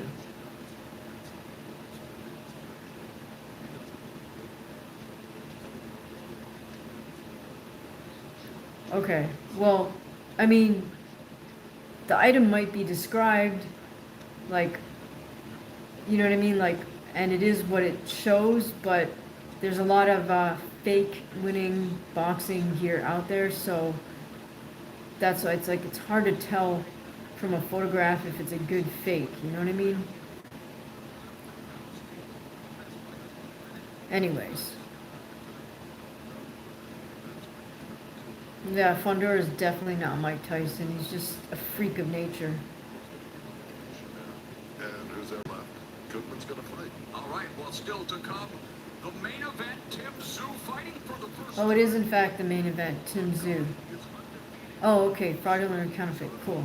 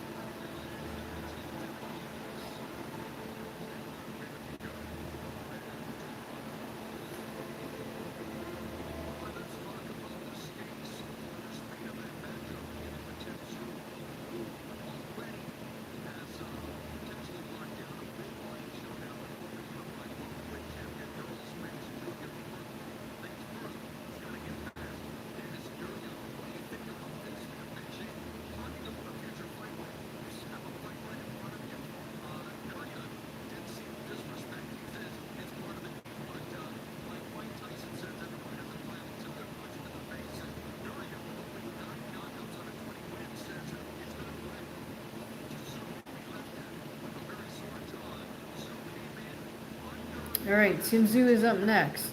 Where are you on this stream, certified?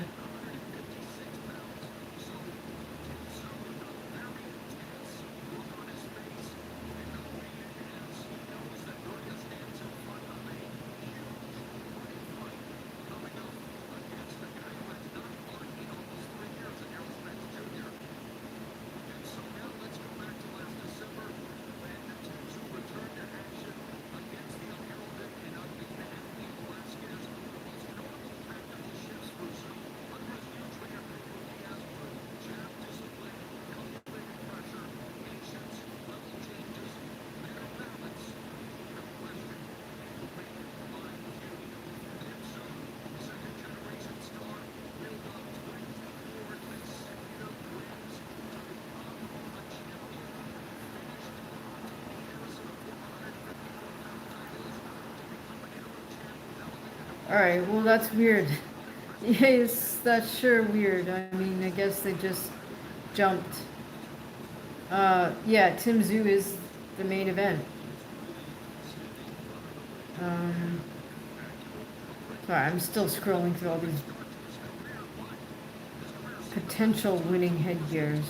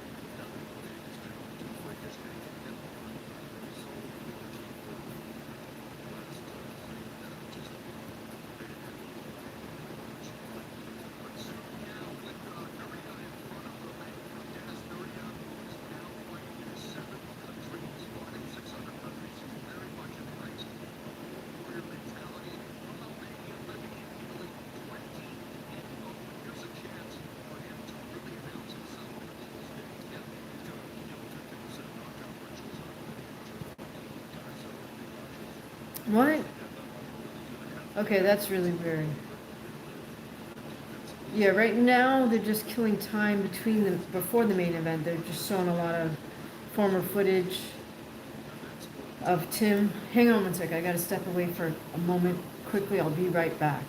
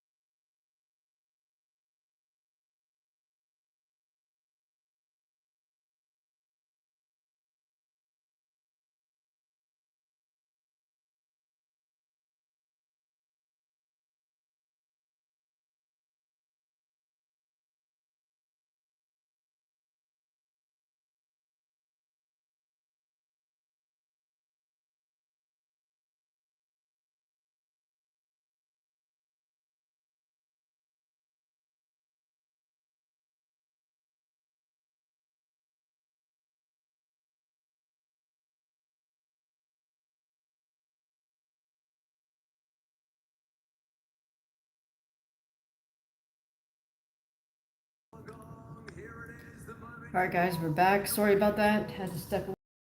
Interlude. You can also try these for the first time. They're supposed to be like less poisonous candy, like no artificial colors, less sugar. I don't really care about that. But yeah, but it's mostly the fake colors that I can't deal with. How's Coronado these days? It's good. Same old, same old. All right, we got Tim Zhu making his ring walk. I think I'm not sure. Did he get a new trainer, new camp or something? Can't remember. All right, so here we go. Watermelon sours.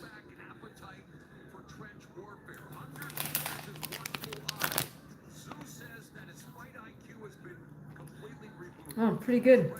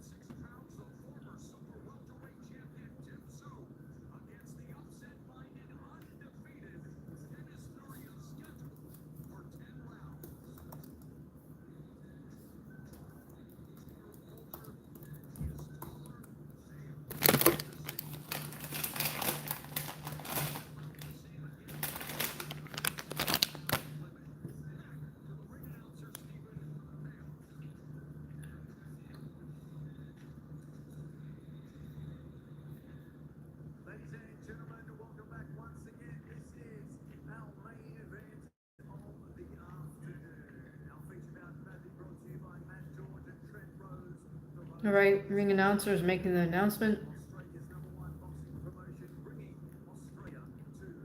Nurha.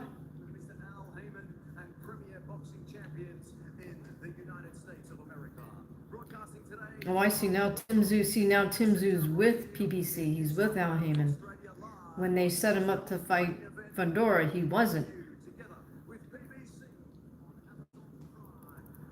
It's funny. This guy Nurha kind of looks like a Vasily Lomachenko.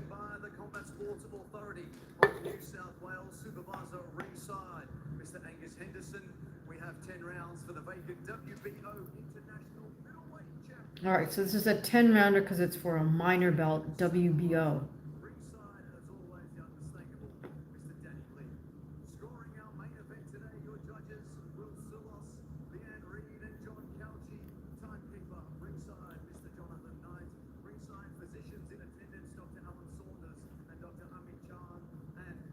Dennis Nurha is Albanian. I thought I recognized that flag. So he's 20-0. He's undefeated. Resides in Italy.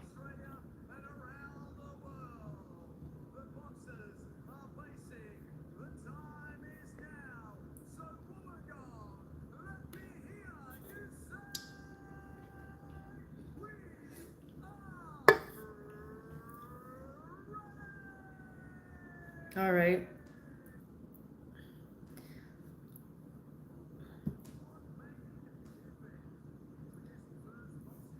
Okay, let's hope they don't do the whole national anthem thing as well, because we might be standing here for a while, or sitting here for a while.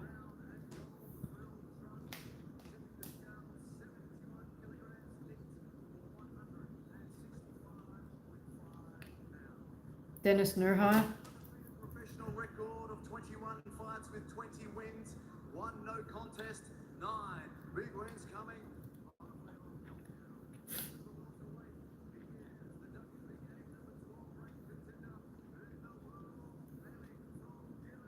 Like, Nurha's using Everlast.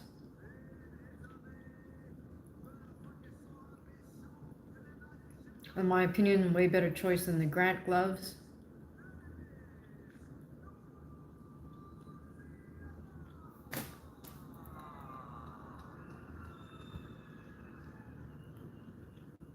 And now, ladies and gentlemen, we cross the ring. Let's make some noise, Wollongong, as we introduce the man boxing out of the blue corner. Yeah, how did it go 12? I don't know. But, I mean, it's a decent fight. I'm sorry you have to sit through the whole 12 rounds before you get to this. How are you doing?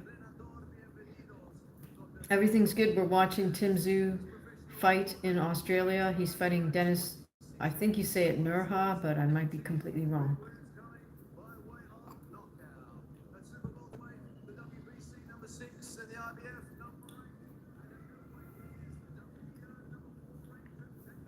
So Tim Tszyu, now that he's signed with Al Heyman, they're willing to set him up for to work his way back into the title rankings, title shot. Back when he had the belt, but he wasn't with Al Heyman, they had to figure out a way to get it wrested off of him.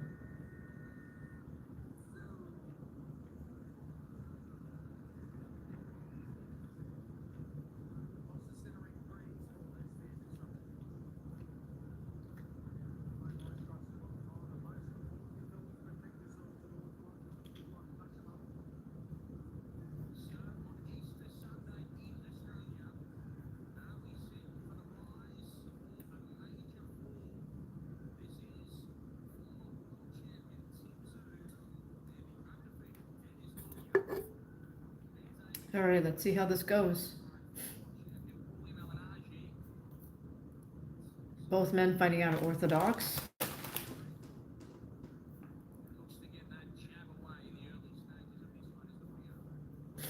Tim fighting behind a high double. Throws a lead left hook. Don't know why he did that right off the bat. Nurha coming in with a jab, right hand to the body.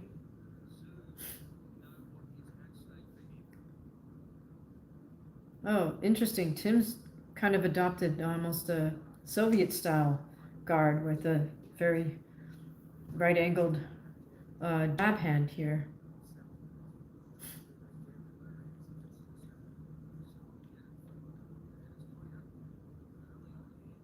Nice 1-2 by Tim. Right back on the jab. Yeah, it looks like Tim is using that sort of Eastern Bloc style distancing as well.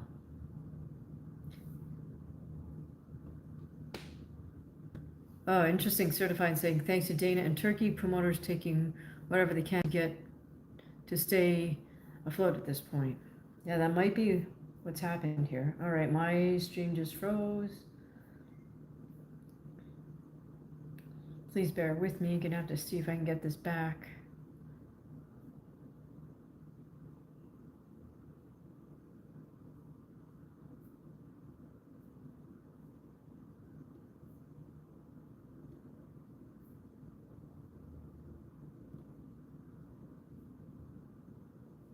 All right, it says it's loading.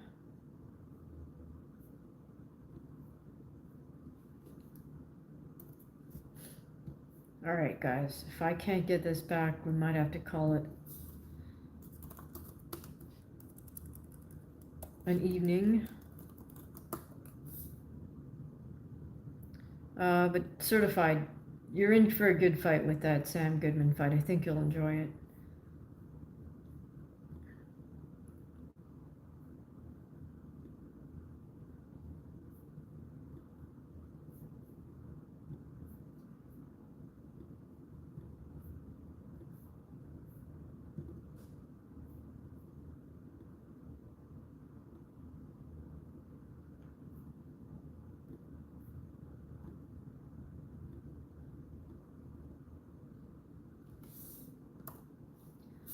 All right, guys, unfortunately, I'll try one more thing.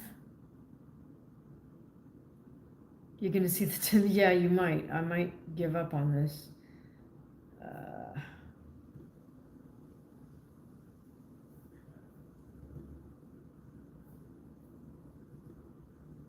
Oh, here we go. Okay, so I'll get rid of this. Let's see if this works.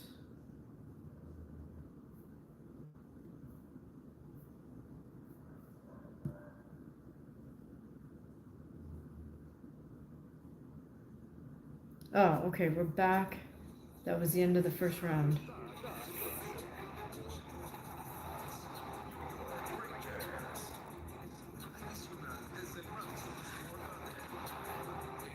Okay, so I'm watching in Spanish, so interesting.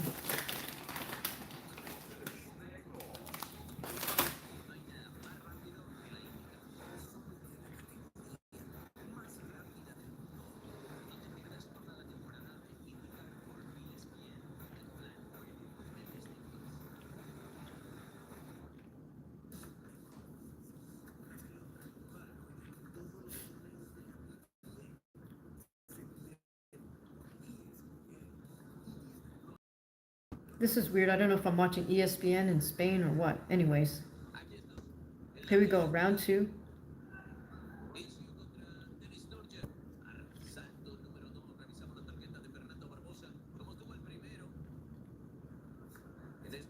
Oh, Tim has just got his head knocked back by Nurha's jab twice.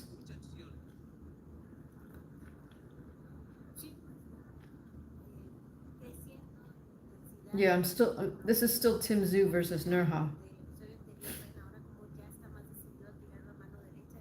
Now I'm hearing a female voice speak Spanish.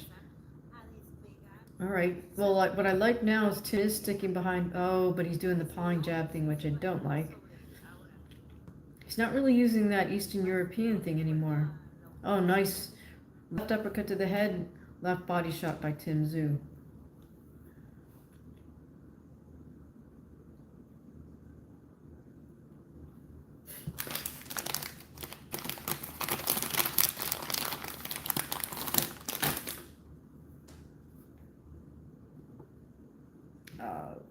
Stream froze again.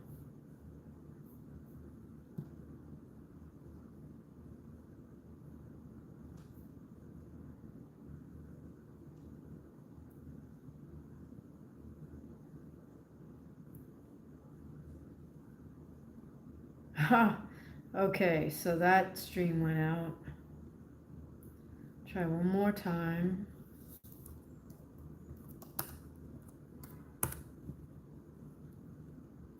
PBC seems pretty good at blocking stuff.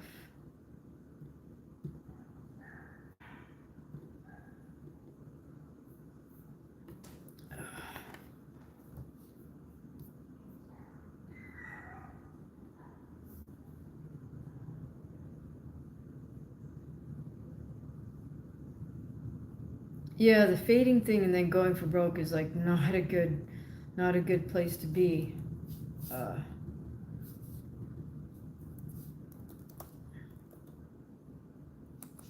It's weird that already between round 1 and round 2 there was a difference. It's like that shouldn't happen.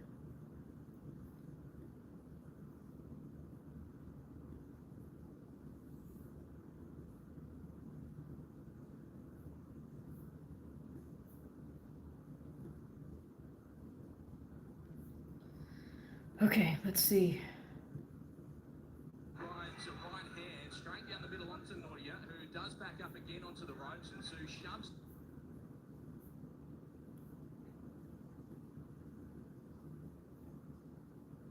That was weird. I was just getting audio and no video off that stream.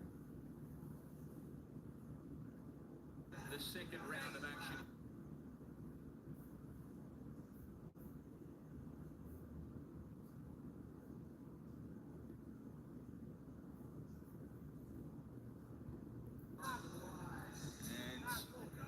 All right, again, I'm getting audio, Albanian corner. no video.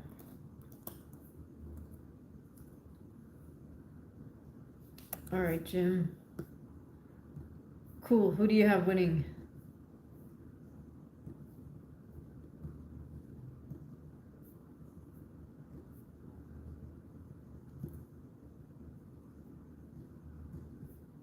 All great. Okay, let me try.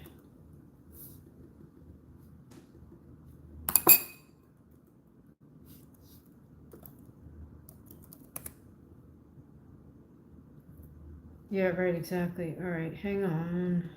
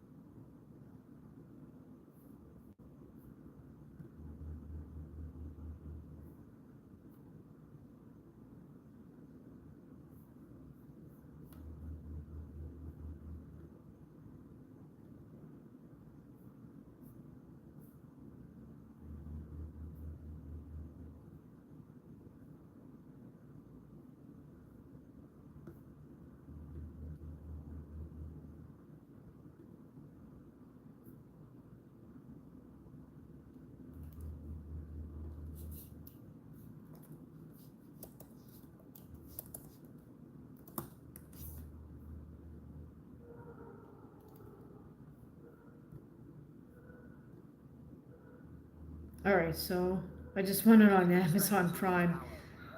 That was dumb. I have Amazon Prime anyway, so here we go. Definitely wouldn't want to pay for this. All right, so we are in round 3. Guess we got the Aussie commentary.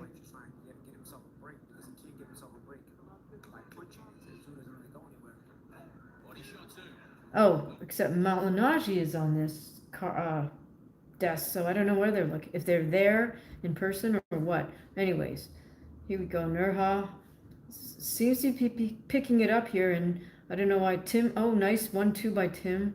The one thing I don't like about what Tim does with his 2 is he brings it back and celebrates. There he's pawing with the jab, but nice left hook to the body, left hook to the head by Tim Zhu.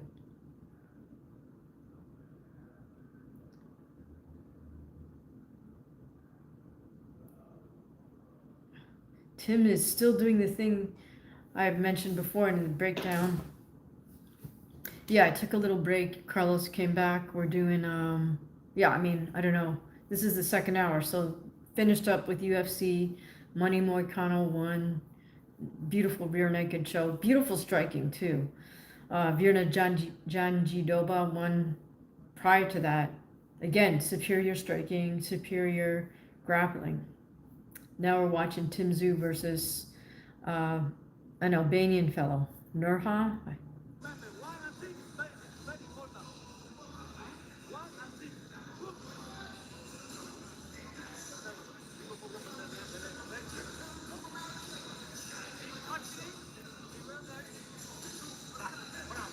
So very calm in both corners.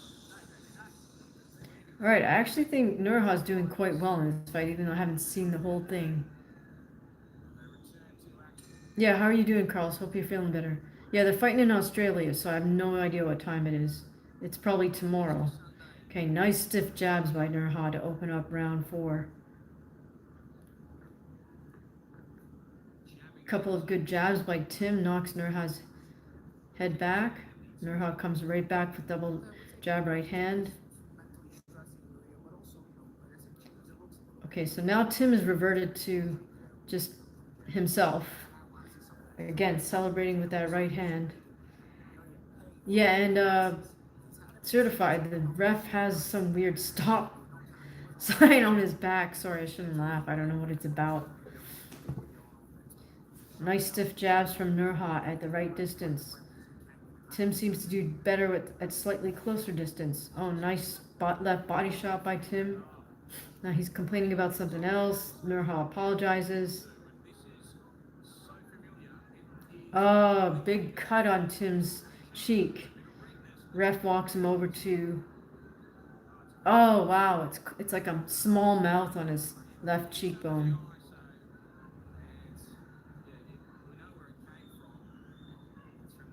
Clash of heads. Yeah, it is a bad cut. Oh, back to center ring. Tim pushes Nurha down.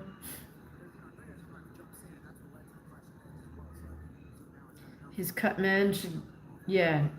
Well, the thing is, with a cut on the cheek, they can't argue that it's impairing his vision. So hopefully he's hired a good cut man this time who brought the right medicines. All right, high double guard by Tim. I don't really like that at that distance, but he continues to follow Nurha around. I would say Nurha has a more advanced skill set right now than Tim Zhu, but you know, Tim always comes to fight, so he may be able to rough this out, make it rough and tumble. But I don't like that thing of posting on someone's head with their jab hand. And Tim momentarily switches to southpaw stance. This is where Tim does his best work. Oh, and Nurha hits the ground twice. I'm not sure if the ref is going to... Oh, yes, he is going to count it as a knockdown. Nurha motions that he's okay by lifting up both hands. One time looked like a slip there, but the camera wasn't on his feet, so I can't tell you. Zhu senses that this might be his moment, but Nurha's smart, comes back with a jab, then tries to hang out. Oh, Tim with a big right uppercut and left hook. He's got Nurha in big trouble. Nurha has 30 seconds. 23 seconds to last here. He's moving around wisely, comes back. 15 seconds. Ooh, Tim with double right uppercuts. Nurha hanging on for dear life here. That's the smart thing to do. Wow, and Nurha lives to see to the end of that round, but that was rough.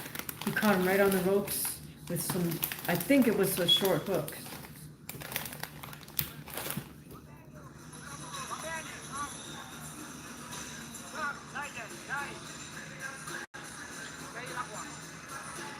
I mean, no translator in the corner for Nurha.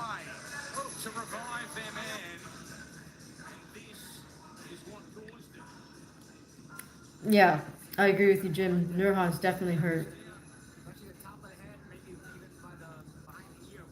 Here's the thing, it looks like Tim tried to swing at him while he was already down.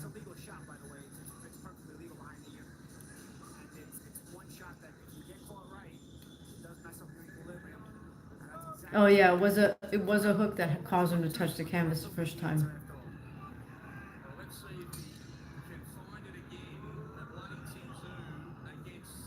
All right, let's see if Nurha's corner was able to revive him. Nice jab to the body by Nurha. Nice jab upstairs.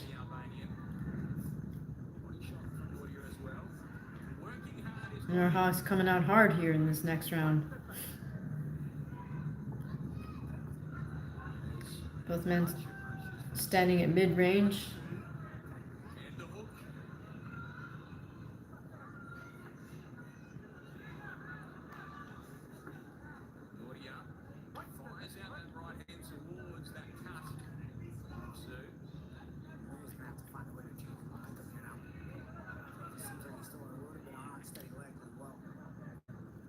Nurha with a double high guard, but Tim is splitting the guard with his jab.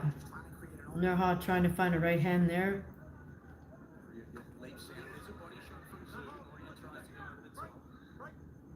But I think standing toe-to-toe is where Tim Zhu wants to be, so Nurha should not afford him that distance.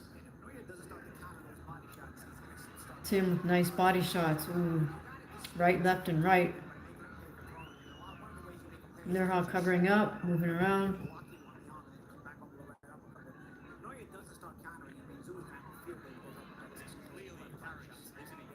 Tim posting on his head, got Nurha against the ropes again in that same position where he dropped him. Nice little right uppercut, left uppercut by Tim Zhu. Right back to the middle.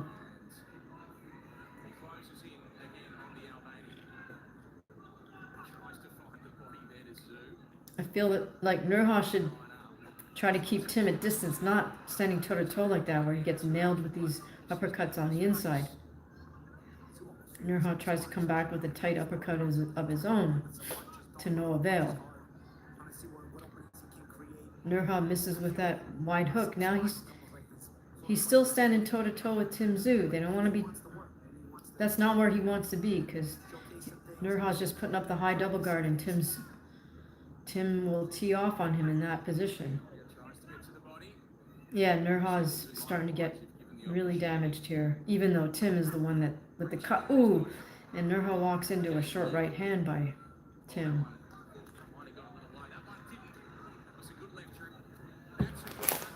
Nice right hand by Tim Zhu. Now he's just, oh, he's got Nurha against the ropes and he's just picking away at him. Nurha's game legs coming right back. Body shots, uppercuts. Lead right hand from Nurha. Still kind of probing with some shots, but probing with the intention of hurting. Cracks open for the somebody himself. That's the round.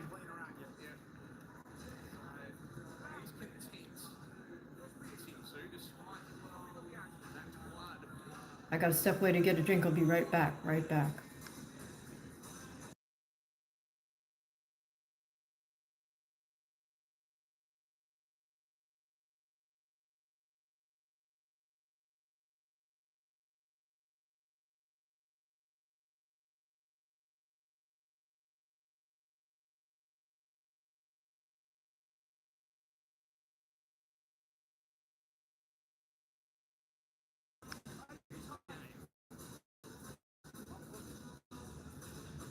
I like Tim's bird. All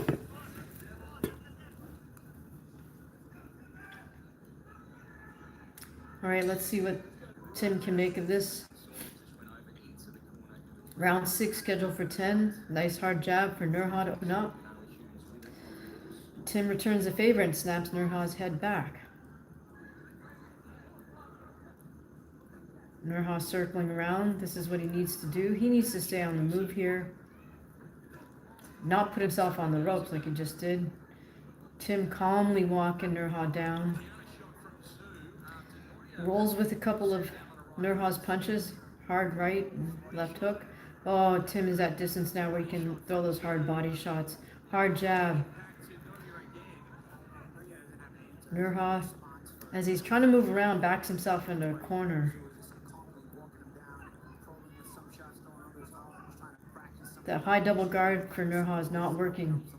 He needs to move his torso. Needs to slip.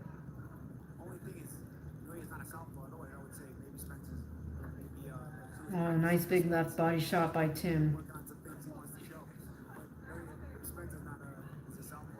Nurha's just shelling up and standing there, waiting for Tim to finish punching, and then he'll come back. Oh! 3 uppercuts in a row by Tim. Now Tim is just practicing on Nurha. Nurha's got the high double guard up and just waiting for Tim to finish punching. Nurha trying to walk forward with his forearm up as a shield. Oh, nice left body shot attempt by Nurha. But Tim is just walking him down. Now he's got him in the corner.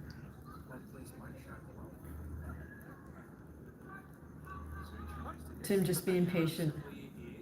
Nurha's a double end bag. See, Nurha should not be taking steps back towards the ropes like that.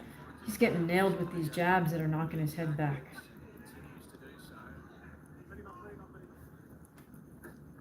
Oh, nice left body shot by Tim Zhu.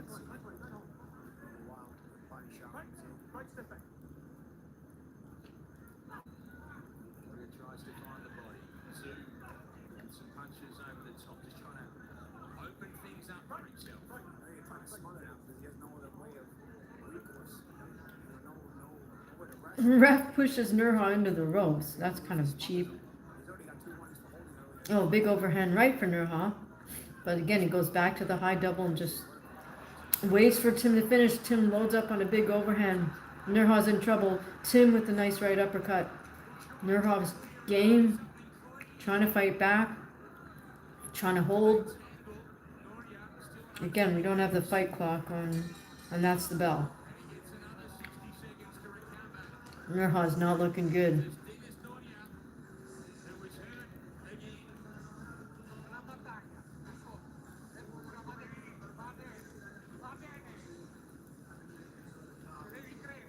Nirha's corner urgency. I think we're going into the 7th round.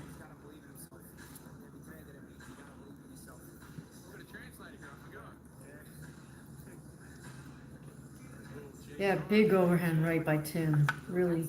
Ooh, that stumbled Nirha badly. See that equilibrium area with the behind the ear and the temple. Earlier in the fight, you heard him on the other side of his head with the left And then Tim just loads up on that right uppercut. right hand there, the temple area, behind the ear area. Yancy effort to stay up because a couple of uppercuts got through after that initial shot. Kept wobbling around. Nirha's back for more though. With a bit of intensity here, Tim Tszyu. So he had his man hurt. He's Not sure on the Amazon Prime. Oh, here we go. Yeah, 7th round. So we're in the final 4 rounds. I don't know how Nirha wound up coming back out for this round, but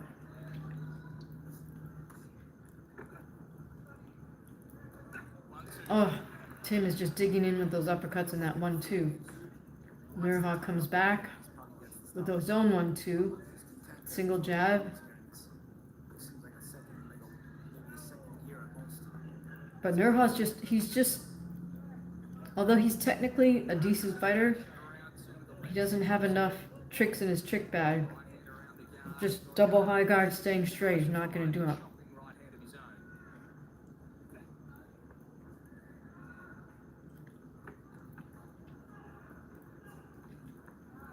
That's funny certified.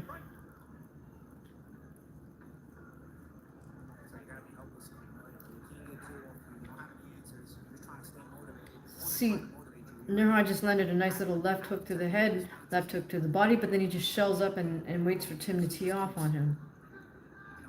Just letting him hang around just enough. So he's technically got some skills, but he can't just shell up and stand there. It looks to me like he either knows how to stand toe to toe, come straight forward, or move side to side, but he doesn't know how to cut angles. See, there he goes. He punches going straight forward. I'm talking about Nirha. Oh, a series of nice little uppercuts by Tim Tszyu.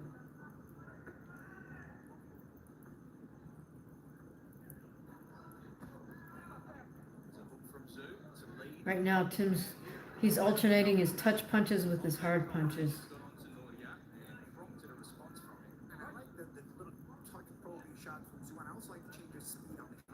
Oh, nice rapid fire uppercuts by Tim Tszyu to Nirha's head. Nirha comes back with a hard right hand, but again, he just shells up, double high guard, leaves himself wide open for those uppercuts. See, there's not enough upper body movement from Nirha.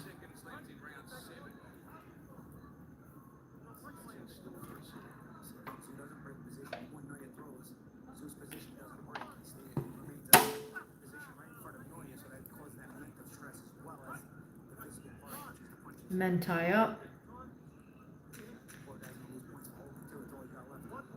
Oh wow, the ref's taking a point from Nirha. Seems pointless to me.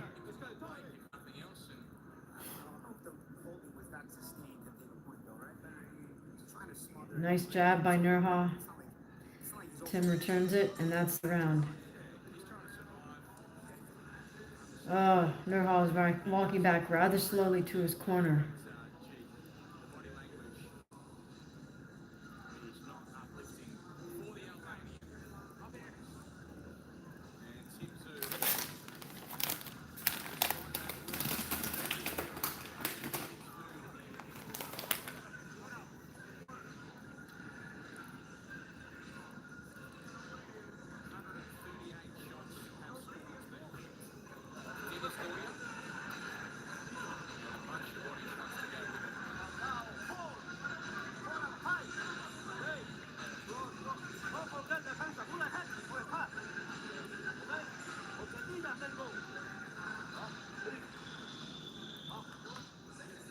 Got some serious accents in Tim Tszyu's corner as well.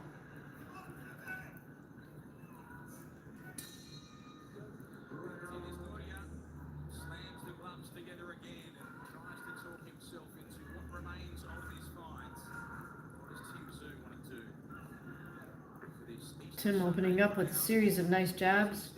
Nurha comes forward with a double jab too. Got a bit more learning to do as he finds a shot over the top and then a shot to the body. And now he tries to find the body with the left Ooh, hand as well. There's two nice hard jab by Tim. Snaps Nurha's head back. Nurha returns the favor. punches. Tim right back to his nice stiff jab. All right, now Nurha's starting to use some upper body movement. So he's capable. I just don't understand why he's not making use of that skill set more. The only reason I can think of is that he just didn't practice it enough. Wasn't forced to do that in sparring enough. See, that double high guard and just stand there is a horrible, horrible habit to develop. But he's gotten away with it, obviously, or he wouldn't be doing it in an actual fight.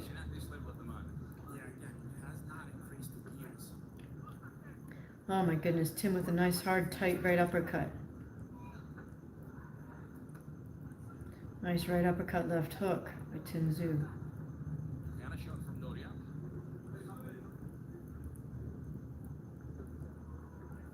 90 seconds left in round 8 of this fight. It is a 10-rounder.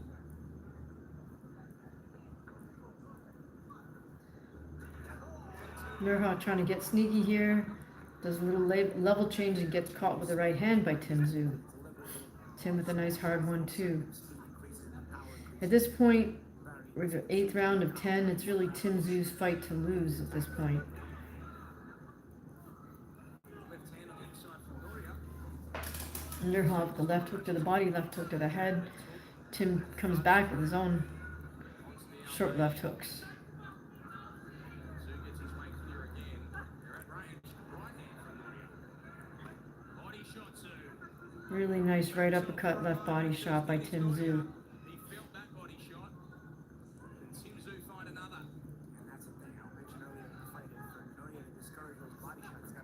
Nice lead left hand by Tim. Switches it over into uppercut and then a body shot. Really nice work by Tim. Perhaps not completely conventional classic boxing, but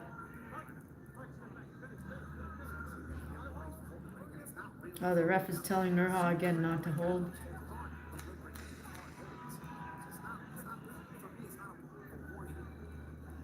Ooh.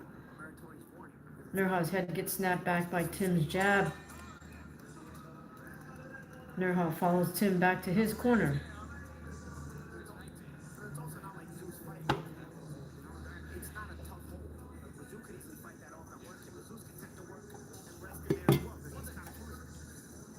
Yeah, I disagree with Nurha being penalized for holding, but yeah. Tim Zhu is the A side in this case.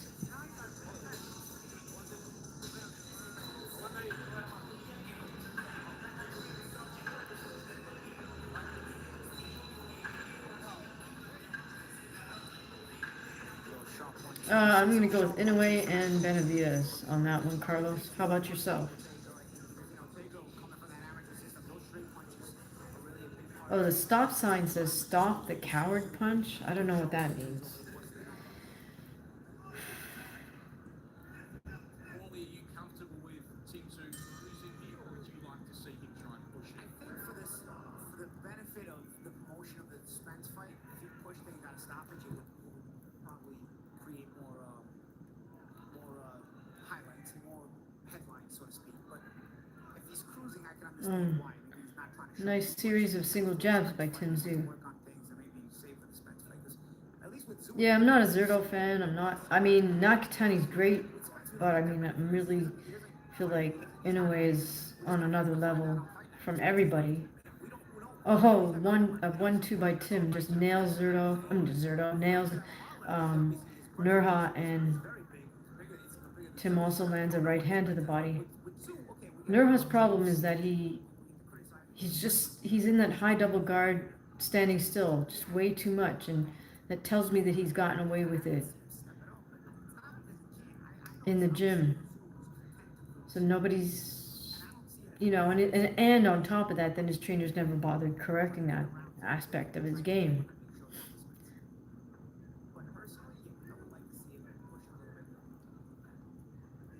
Tim just winning this round by throwing single jabs. Then he doubles up on the jab and throws a right to the body. Closing rounds of this minor belt. I guess it's really more to try to move Tim up the rankings than anything. Nice left hook, right uppercut. And again, I think one of Tim's best punches is his right uppercut.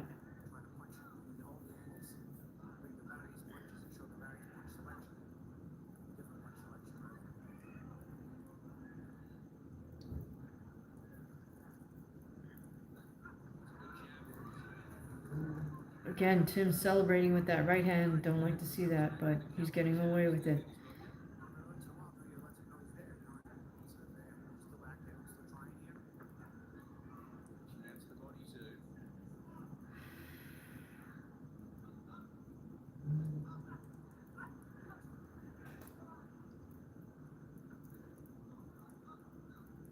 Oh, Amal Williams, that's funny.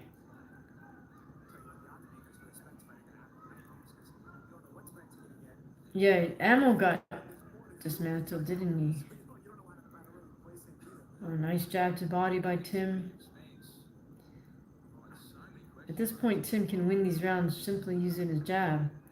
Nice double jab right hand. Kind of rocks Nurha back. Oh! Big right hand snaps Nurha's head back.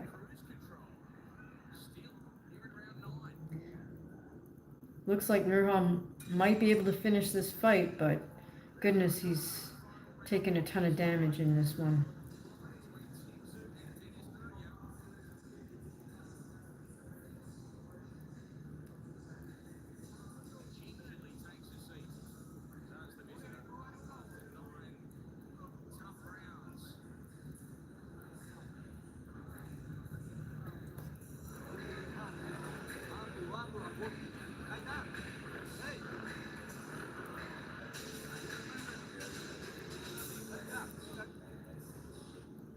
I don't know if Tim's cornerman is from Eastern Europe or something,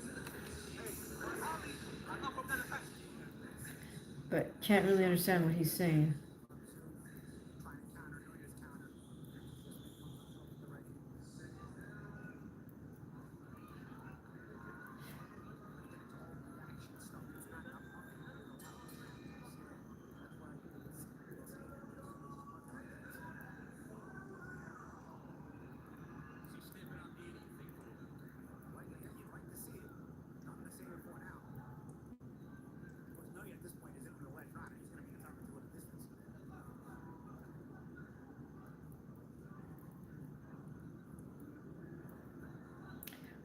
Tenth and final round.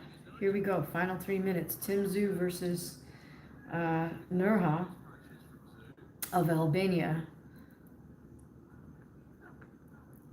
Nurha looks like he's technically sound, but his main flaw is that he just does a double high guard and does not move his upper torso. But he has nice technical combinations, just does not move his head enough. He's paying the price for it now. Very good matchmaking for Tim Tszyu, whoever did this matchmaking. Because Nurha looks valid, but Tim is just having his way with him, even though Nurha is probably technically more correct than Tim Tszyu. Tim has the work rate and power advantage.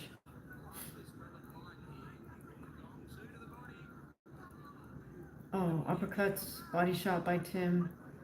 The men are standing shoulder to shoulder. Nurha tries with a right uppercut of his own. Tim right back at it with a hard jab.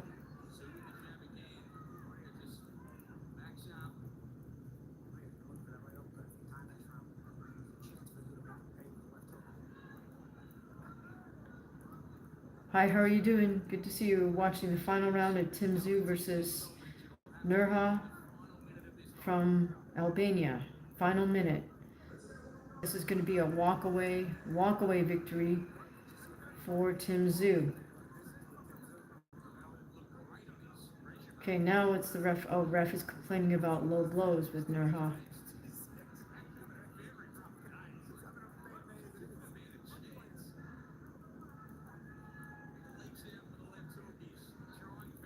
Oh, lots of little short hooks by Tim Zhu. Nurha's still trying to move around the ring, but he's getting caught. His head is getting snapped back. Again, because of that high double guard. You like Shara?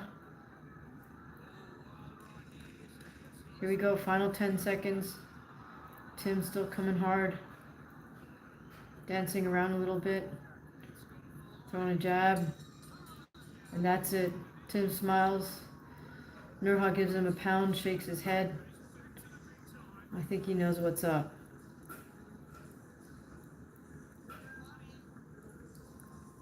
Tim gets hugs from his corner. You're going to take a look at that cheek for sure. I think they have to be pretty happy with that performance from Tim Zhu.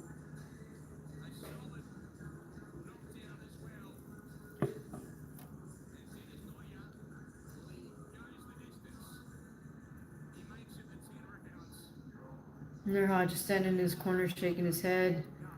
His corner seems to be consoling him a little bit, like just saying, it's okay.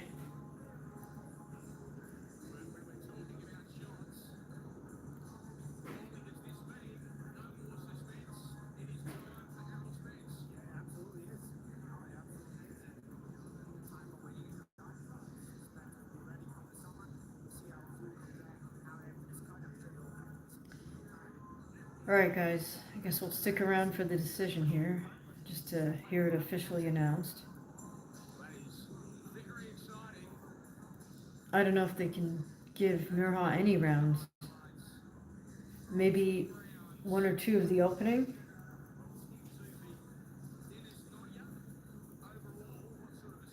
But I would say Tim won at least 8 rounds out of 10, so. And then Nurha got deducted a point, so.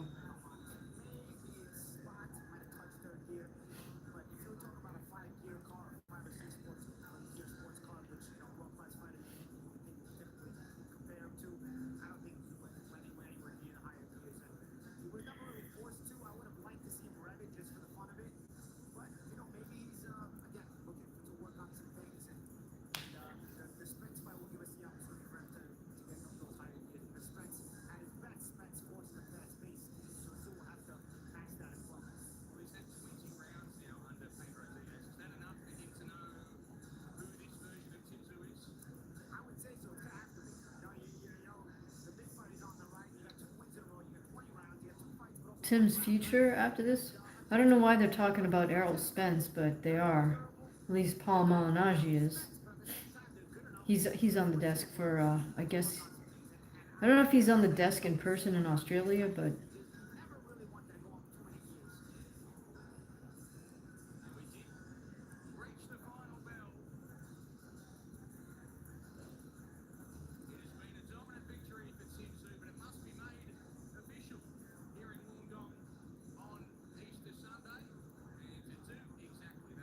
Oh, it's already Sunday in Australia, to answer Carlos's question. All right. A Sunday afternoon, I see.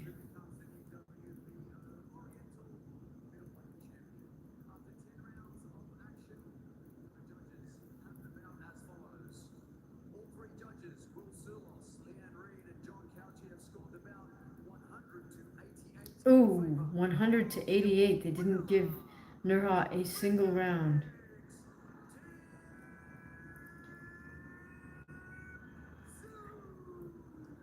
Oh, so he's calling himself the Phoenix. I get it. That's why the bird. I thought that might be what it was.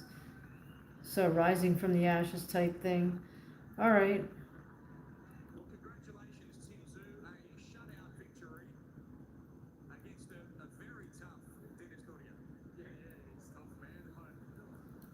Expected that, 20 and 0. They're no joke, so I think I had him a couple of times and he just didn't drop back. But yeah, that was a good round. that another case of you trying to get some rounds, to learn some things and work on some things with your new team? Yep, you too, Carlos. All right, guys, I think I'm gonna call it an evening. I'm kind of tired. It's been 2.5 hours, so thank you so much for joining me. Remember, you're always welcome to leave a super chat here, or you can leave a super thanks on any video on the channel. Check out some of my fights, the videos with the purple thumbnails. Let me know what you think. I mean, you're fight fans. Let me know what you think of my fights. What else? And yeah, make sure you hit the bell so you know when we do our next live. You keep that hair down and those big biceps. That's funny. All right, guys. We'll see you next time. Thanks so much for joining me. I appreciate your participation. Certified. I hope you join. Appreciate your comments. Thanks. I will see you soon. Have an awesome Easter Sunday. We'll be around again Monday, so there'll be content posted tomorrow too. So please do check that out. Okay. Have an awesome rest of your Saturday night, and have a beautiful, blessed Easter Sunday. Good night, guys.